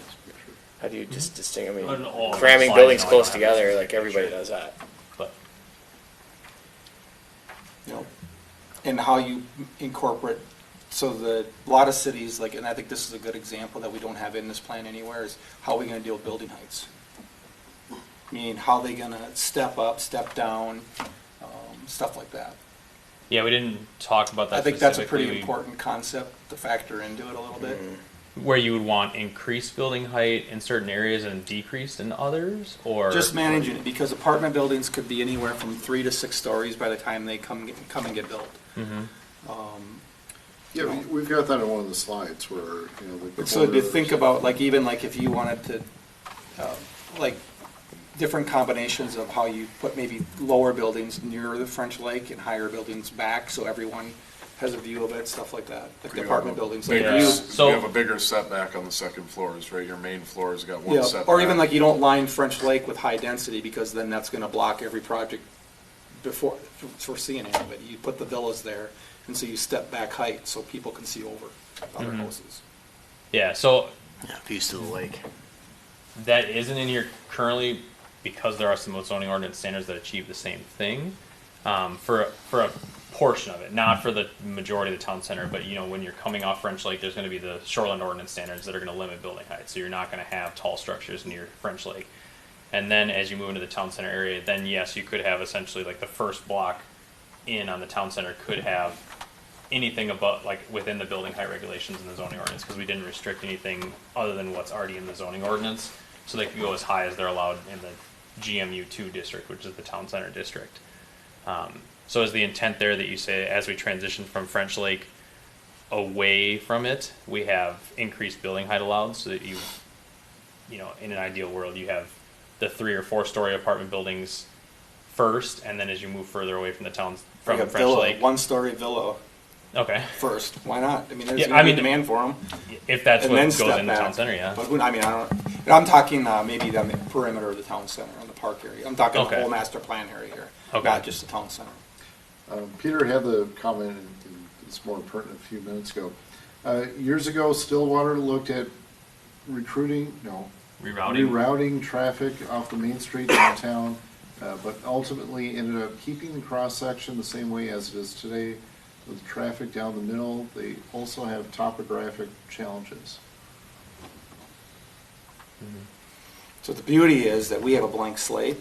Yep. So if we can figure out the right way to do it. It'll be a bit of a balancing act. You want And it'll change over vehicles, your time. businesses want You need vehicles because they want visibility. Yeah. We live in Minnesota. 6 months out of the year is not a great place to walk. It's not. Yeah. No more outdoor malls. I never understood that. Right, and that's a great point, because I think there are people that do avoid that type of stuff at certain times of the year. Like around but Christmas. what you're describing, amazing May through October. So it's got to be a good mix of both. It's got to be able to accept, vehicle transportation and maybe hopping from this one to the next by vehicle certain times of the year, and then but also accommodating, which I do think Fountains does an okay job of that. There's a little bit of on-street parking right out front, Yeah. and then a lot of it is majority of the parking out back, and enter the buildings from the rear. Some of them can be entered from the rear, and you don't have to walk all the way around to the front. Yeah. If you had to park in the back and then walk all the way around the building to get to the front people door. come. Yeah. You're talking the main street of Arbor Yeah. Lakes. Yeah.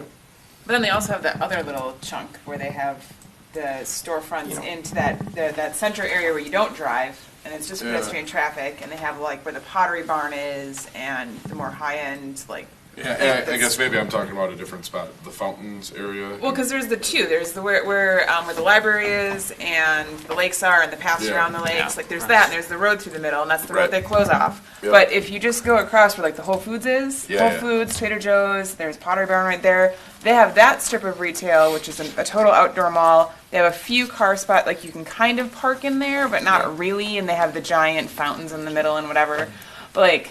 It sucks because you have to park far away, and when it's cold, like you've got to, and I'm like, I'm not doing that. Like I will drive out of my way to get somewhere where I don't have to walk in the cold when it's like -30 to go to several stores. Like I every time I'm like, do you know we live in Minnesota, right? Do the people who designed this know we live in Minnesota? Have Yep. they been here? And that's the concern that I potentially have, and obviously that decision was made by a private developer, a little bit of how they want to lay it out. But, I will say but the- we're trying to do the same thing with a blank slate as Yeah, well. and I will say the It's a lifestyle balancing act. developments, although I agree 100%, a lot of people don't love them, the market does. The rent that they get in there compared to the downtown, like the people that own the downtown Maple Grove stuff, wish that it was different. Because they don't get the rent that they get like, where you guys were just talking. Yeah, I mean It's that's just the reason more the Pottery difficult Barn is to there. get people in there and out of there, and Okay. But also that they're so close, right? I mean, are we realistically going to replicate that and get people like if Maple Grove is already there, they exist, they have like we're just not going to get it. Well, who would be like, no, we're going to open here when it's just down the road and it's already existing? yeah. And then we also have the historic village, and I feel like we're kind of just abandoning them and being like, you know what, we don't like how you're laid out. So the heck with you, we're just going to go here and start over. I don't know. I struggle a little bit. I can get behind your county fair. Well, and to your point, I don't know that we want to replicate what Maple Grove No. did, because we want to be a little bit different. Yeah. But do it as best as possible. Yeah. And it's important to keep in mind the scale we're talking about is tiny. Well, who is this for the city of Dayton, or are we genuinely trying to draw in people outside of the city? Because, like, if you talk about having an attraction, then you're talking about bringing people in, or is it just for, we hear all the time, I would like a coffee shop in Dayton, right? Like, I would like to go, but I don't want a Starbucks. I would prefer I'd like Daily Dose. I don't know if any, like in Maple Grove, I love going to Daily Dose. Like, I would rather do that, and I would be happy to give them my business, right? And I would just like couple little blocks like that. And I feel like there's a lot of conflicting things that don't go together at all. And then you're like, well, and also this is going to be where all of our traffic goes. Well, then I'm definitely not going to sit at a little coffee shop as cars whip by at 50 miles per hour. Like, that's not conducive to anything. And to clarify, if there's an attraction, Sarah, the attraction's not going to drive more commercial. No. It's going to help the commercial that's there. Yeah. It's not going to drive more because it's going to be event-driven only. Yeah, so maybe I'll get through the rest of these, because I think they're probably going to answer a bunch of the questions that just came up. So I'll kind of go through these, and then I'll try to address some other questions that I heard from there as well. And I am taking notes on the tidbits you're bringing up here and there. So for landscaping, there's a standard in there encouraging, and this is not a requirement, but a suggestion to have more diversity in planting, so a wider variety, and encouraging native landscaping or hardier landscaping that is drought resistant, such as xeriscaping. And then there is a requirement to have maintenance plans required to ensure survivability for major developments. So each site will have a maintenance plan to ensure that they survive. That's kind of just piggybacking off our already requirement that we do for landscape securities and escrows for warranty periods. That's basically the same thing with a maintenance plan. Another thing we have in there is resiliency options. So there was a overwhelmingly strong desire from residents on the survey to have sustainable, well thought out development with lots of green, like not essentially green rooftops, but have more of that green infrastructure included within the Dayton master plan. So we included 7 resiliency options, of which each development would have to incorporate 3. So they have the selection of what they could choose.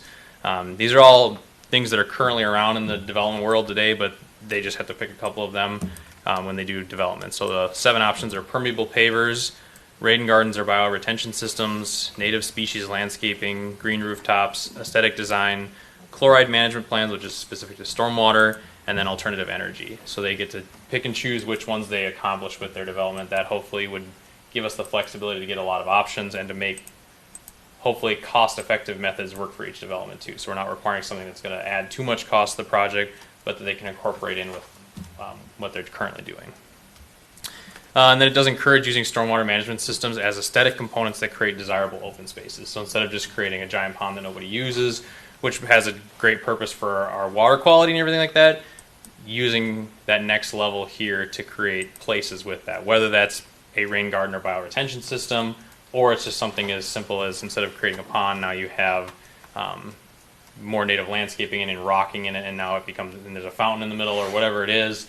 It creates more of a placemaking piece that hopefully will then incorporate, so we don't have larger areas devoted to just stormwater ponds. Specific to the town center area, so that's the pink, as I said, on the land use map. Surveyed residents, so we're leaning on the survey here again, preferred focus on public square focal green space style. So that was the majority picked by the residents.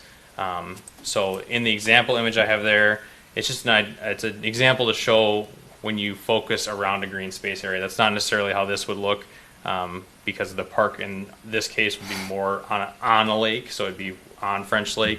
Then utilizing that public space with the mixed-use town center area to create that hopefully blend of office, commercial, residential, and civic, all kind of in one space. And how that blend happens will ultimately be up to the developments that occur adjacent to that park space when it occurs. And I expect that when those applications come in, there'll be a high level of scrutiny on what they are, how they're blended with the park space, and then we would want to see how that all works together.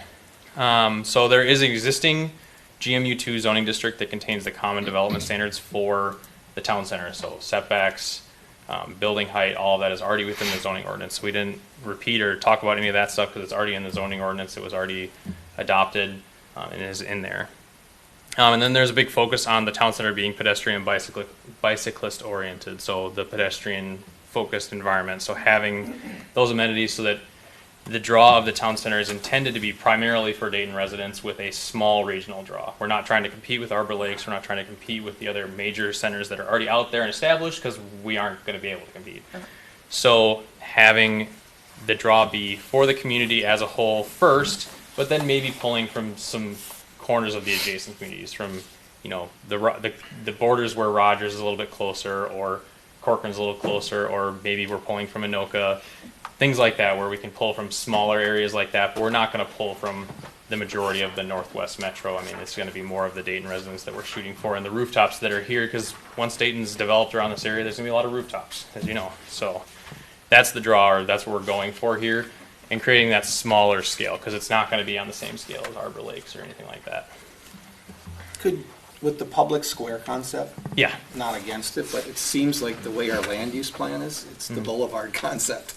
Follow what I'm saying? We do, so that's the kind of blend. That was the two biggest response. So there's a graphic in the master plan that we included, which is the pie chart of how residents responded to that specific question. And it was 50% or 49% for not plaza style, for the public square focal green space style. And then the next follow-up, which wasn't that far behind, it was 40%, was the boulevard style. So we did kind of intentionally blend those two a little bit, with the focal green space being the park at the end, and then the boulevard style. Just because we have the Parkway Street identified there, it does turn into kind of a boulevard style for a portion of it, intending for that to be a slower traffic calming area. So the intention is that Parkway through the town center down to the park is probably somewhere in the range of a 25 to 35 mile an hour, depending on how everything's designed out.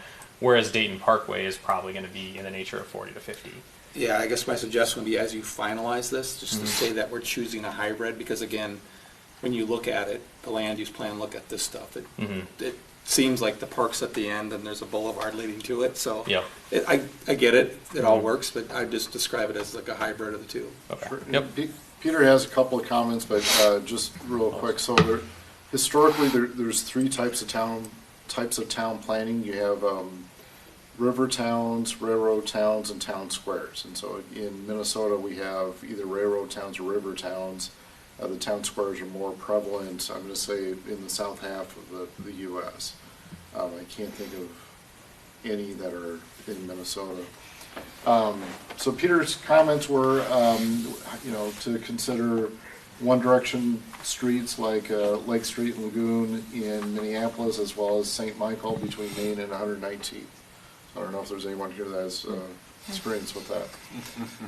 And then also, can the maintenance of the landscape in the area, including within the boulevard medians, be maintained by an improvement district like Minneapolis, or in homeowners association in a residential area? So like downtown Minneapolis has, is it downtown improvement district? Yep. Or? Yep. And they also have the Lake Street, I forget what the association is called or whatever, but they have some improvement districts. So I know what Peter's talking about.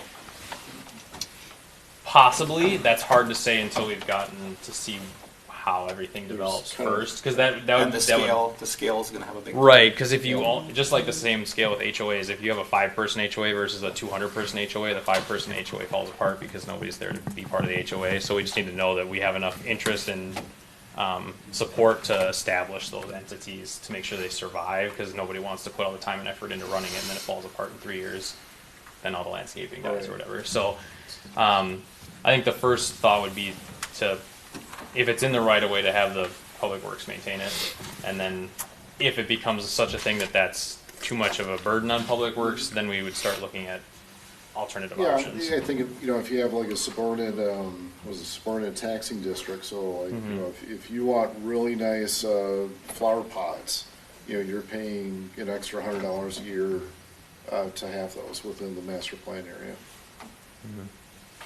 Town center. Town center. Town center, Of yeah. the master plan. So moving on to the architecture for the town center.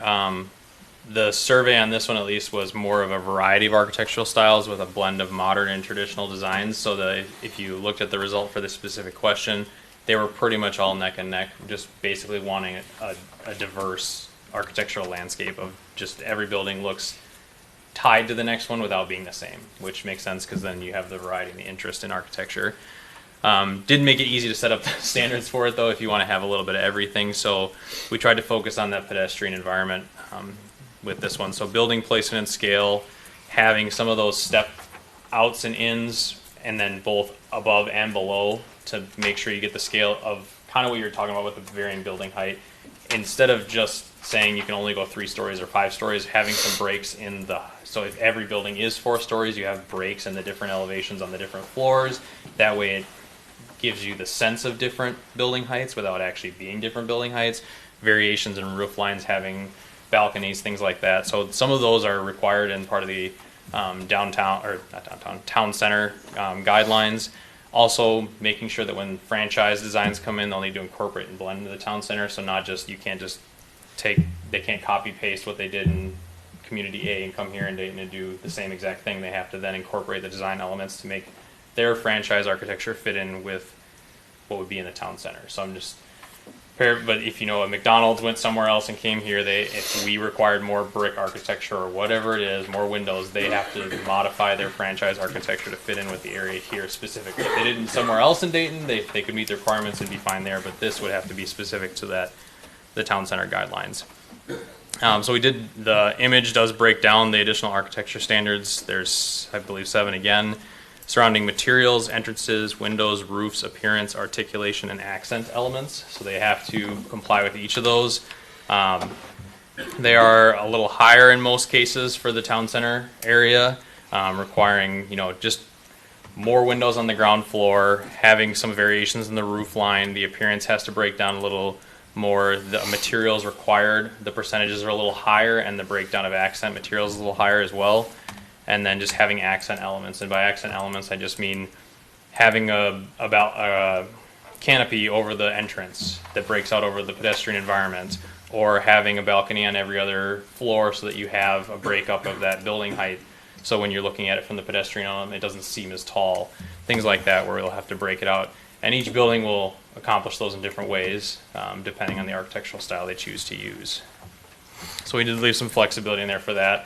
And the building material list is it leans on the zoning ordinance required material, so that's pretty exhaustive for that. So that's kind of the master plan as a whole. I went through the overall, basically section by section on that.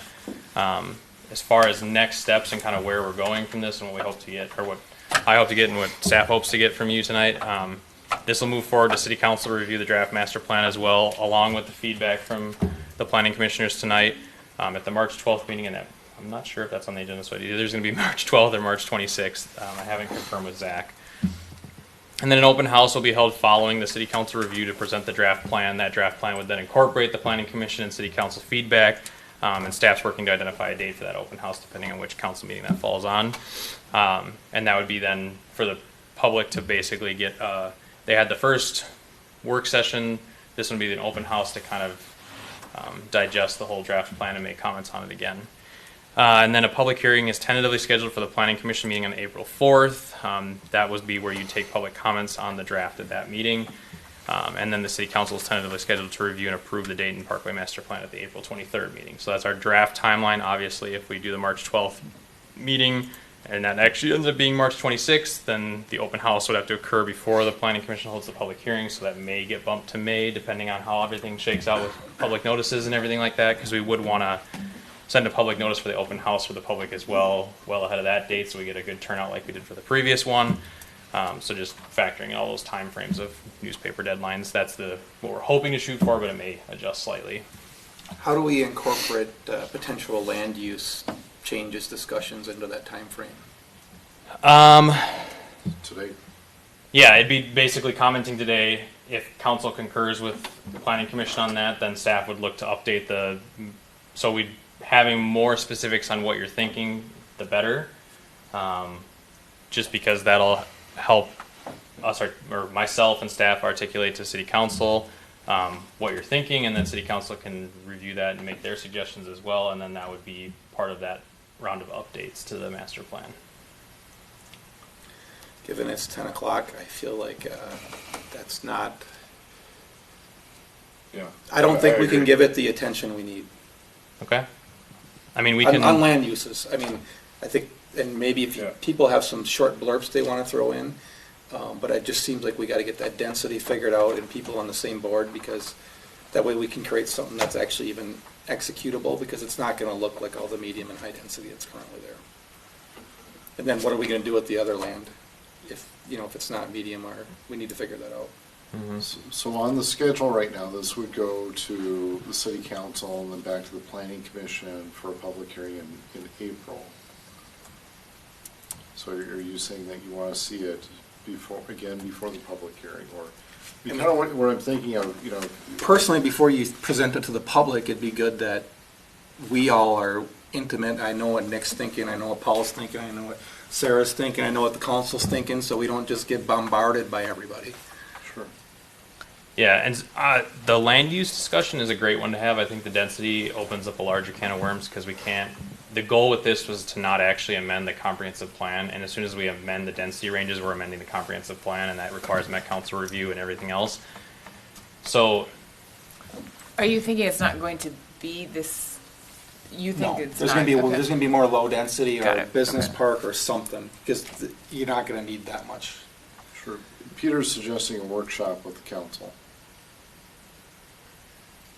we could certainly do that at the, Before the public hearing. right, before the open house. We could do it at either March 12th, maybe a little quick, but. Because this is not being adopted, meaning, I was just reading the language you guys put in there about, it's just a suggestion when a developer comes in until it becomes part of the 2050 plan. Mhm. Why can't we just, I mean, if we can't, we can't, but why can't we play with different densities? Nothing's gonna get implemented until Dayton Parkway's built, and Dayton Parkway's not gonna be up and running before the 2050 plan goes out, so we don't, You were saying you would synchronize those density changes. then, do it now so we can present it and understand it, but nothing's gonna happen. Yeah, we could certainly include language that talks about, we anticipate as part of the 2050 comprehensive plan that the density ranges for the high density will shift from 12 to 20 to whatever the range is, Whatever the 16 number we to come up with, 25, yeah. or whatever it becomes. We could certainly include language like that in there, yeah. Just it wouldn't be, I think it's easier to present something that's realistic to the public, because even they're gonna catch on as like 600 acres of all medium density and high density, that's a lot. yeah, we also have to, I mean, when you do that exercise, just so you know, like from a staff perspective, have to evaluate to make sure that that can work on a development scale, to make sure that with our building height restrictions and other things like that, making sure that 16 units an acre is feasible, or 20, or whatever we decide to do. Just to run that to make sure that we're putting standards in the document that could be met, I guess is really. If you would like, I can send you about 50 I know, apartment Darren, buildings, I have to say that just different because. densities, whether they're 3, 4, or 5, Yep. or 6 stories. It's just how it works, and so that's what you have to decide is your height. Right. Just making sure that we know if we say 20 is the minimum and our max building height is 4 stories, now we gotta bump it up so it can be 5 stories or whatever. But it is. 20, you're gonna easily cover that with 3 stories, easily. Yeah, there's plenty of projects, but making sure that it can fit within the natural resource environment too. So yeah, I'm just gonna finish the slides. The planning commission should provide feedback to the city council and staff for inclusion in the plan. If we wanna have a work session with city council, I'm gonna guess it's gonna be, because we've already published the agenda for the March 12th meeting, that would be at the March 26th meeting. And I'd have Yeah. to double check with Zach and staff as a whole to make sure that that works, and then also for everybody's schedules to make sure that we could have everybody in It- attendance. So the way we've been trying, I think the council's been trying to do workshops, it's before the council meeting, and there's a tight deadline of an hour and a half. So, Yeah, That sounds like a good 5 to thing. 6:30. okay. Yeah. I mean, it seems like if you guys, staff, could collect enough feedback to kind of have like option 1, 2, and 3, it would help spur these discussions along for quicker than just all showing up saying, what do you think, what do you think? And as individuals, we can maybe share some of our options with you guys, and you can come up with that. But I think that would help speed it up as far as land use discussion. You're not talking about on the 12th, right? No. 26. Yeah, it'd be the 26th. Yeah, staff's already published the agenda for the 12th, so we're not gonna. I mean, for a work session. Yeah. Yeah. 12th is packed. Yeah. So we'll plan on the 26th. Then a public hearing on April 4th still? No, if we do a work session on the 26th, we'd want to have an open house before the public hearing, so Okay. there's no way we'd We will- fit the don't noticing need to stuff. schedule it right now, so, yeah. Yeah. Okay. So just based on that, everything on this slide is wrong. And I just clarify, I can't be there for second or fourth Tuesdays. That's when I meet. And on the in my 26th, job. for our council meetings, so. Yep. On the and that's 26th, fine. I can probably be there, but I might be running late if it starts at 5, because, And that's, I mean, if we have to, I mean, this is the timeline we put together at the start of the project that we were trying to stick to. If it has to get shifted so that we can have the attendance necessary to have good feedback and comment, we can certainly look to make sure that the majority of people can be there. I mean, that's a regular meeting night for council, so it's a little easier for them because they're used to being here for that, but making sure that the most of the planning commissioners can attend as possible. Peter, I'm going to ask if you have any hockey obligations on the 26th. it should be over by then, right? Spring hockey, isn't it? And I can do my best to make sure my stuff's on consent for that meeting, but, you know, I can't always control it either. Sure. And I'm actually in a trial that day, so I don't really control if it goes till 4:30 or if it's done at 2. Peter's available. So we'd have at least 3 of the 5. Okay, and then just so I come prepared and staff comes prepared for that March 26th meeting, so I'm just going to kind of go through what I heard as a whole from the group, and then also just kind of what you want to see at that work session, so that I come with the necessary materials to have a good conversation. So one, I know we need to update the renderings for the street sections and evaluate some of the imagery on the sides to make sure that that's consistent with how we're representing the plan. Push parking off this parkway as much as possible, the town center parkway as much as possible. Look at some variations in changing building heights, stepping them down, stepping them up. Keep landscape on the town center boulevards, maybe not necessarily the medians, but at least in the boulevards, and keep that landscape feel in front of the buildings as well. And then you do want to rework some of the land uses and the density ranges, and that's part of the discussion we'll have at the work session, along with maybe some of the other recommendations as we talk through. It'll be a little bit tight in an hour and a half to go through Yeah, all of this. So I I'd wonder, like- do we have to go through all of that, or do we really just need to talk about the densities? So if I that's think the land focus- use density is a huge That's, I discussion. mean, yeah, let's Okay. not belabor the whole thing for what we really, really want to get to. Because if that's the focus, then I'll just bring stuff to focus on just Yeah, that. I think that's- Because then we can spend the majority of the time on that, and not worry about, I mean, you've looked at some of the others. Dennis has heard some of your comments on the other sections, so that's at least, we've started talking about that. And there's still the additional meeting after, for some of that other follow-up conversation as well. So I'll come prepared with some additional land use exhibits for conversation, some density ranges. I'll try to bring some example projects so we have an idea of what 16 units an acre versus 20 versus 40 looks like, so that we can have the conversations about what that might look like in a town center capacity.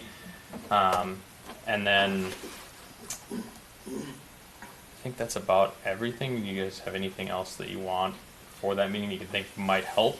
I think from a what might conversation help is like if perspective? you have, say you have an option 1 or 2, or maybe even 3, is if you actually tell us the acreage of each use. Yeah, I'll have the And- table. And with compare that to the prior comp plan. Yep. And so, because some of the advice might be is, we just want 30 less acres of high density.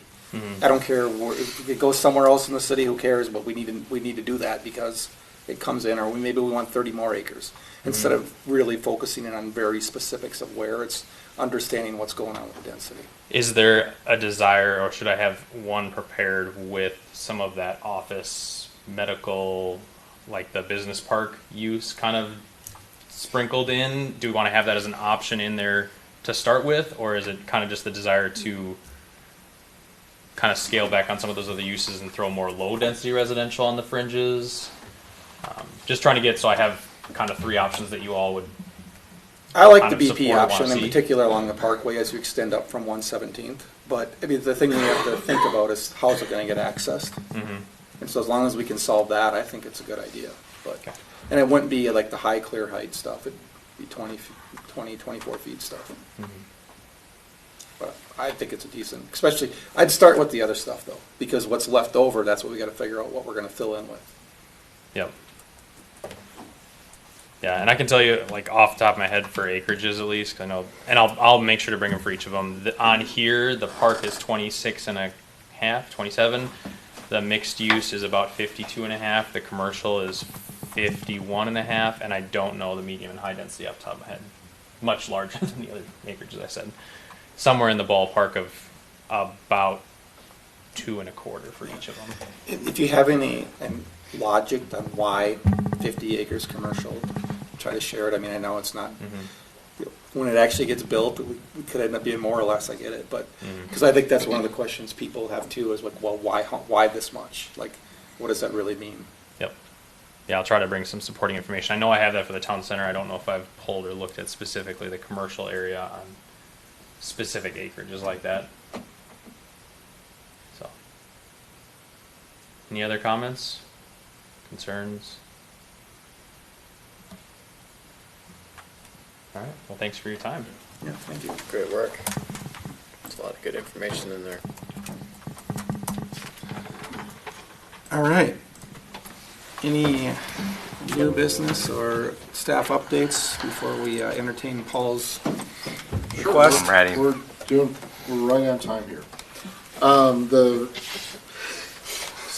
next regular planning commission meeting is April 4th. Although we'll, as discussed, we're going to try to get a workshop in March 26th. I will not be present April 4th.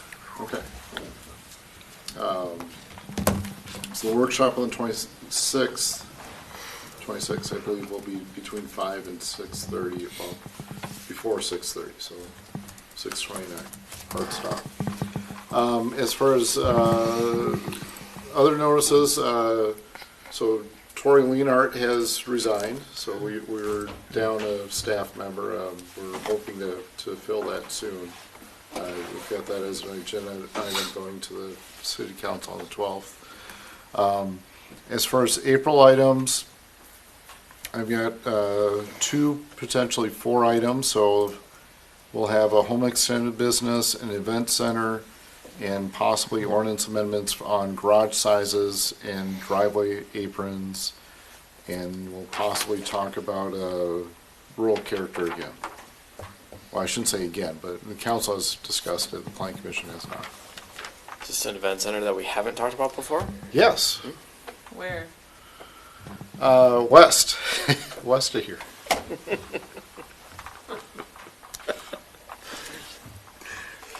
You might have to become South Diamond and Zanzibar. Yeah. You might. Right, okay. All right, is there anything else? Any updates from planning commission members? If not, No. Make a motion to adjourn. Second. all's in favor? Aye. Aye. What did Peter vote? We're adjourned.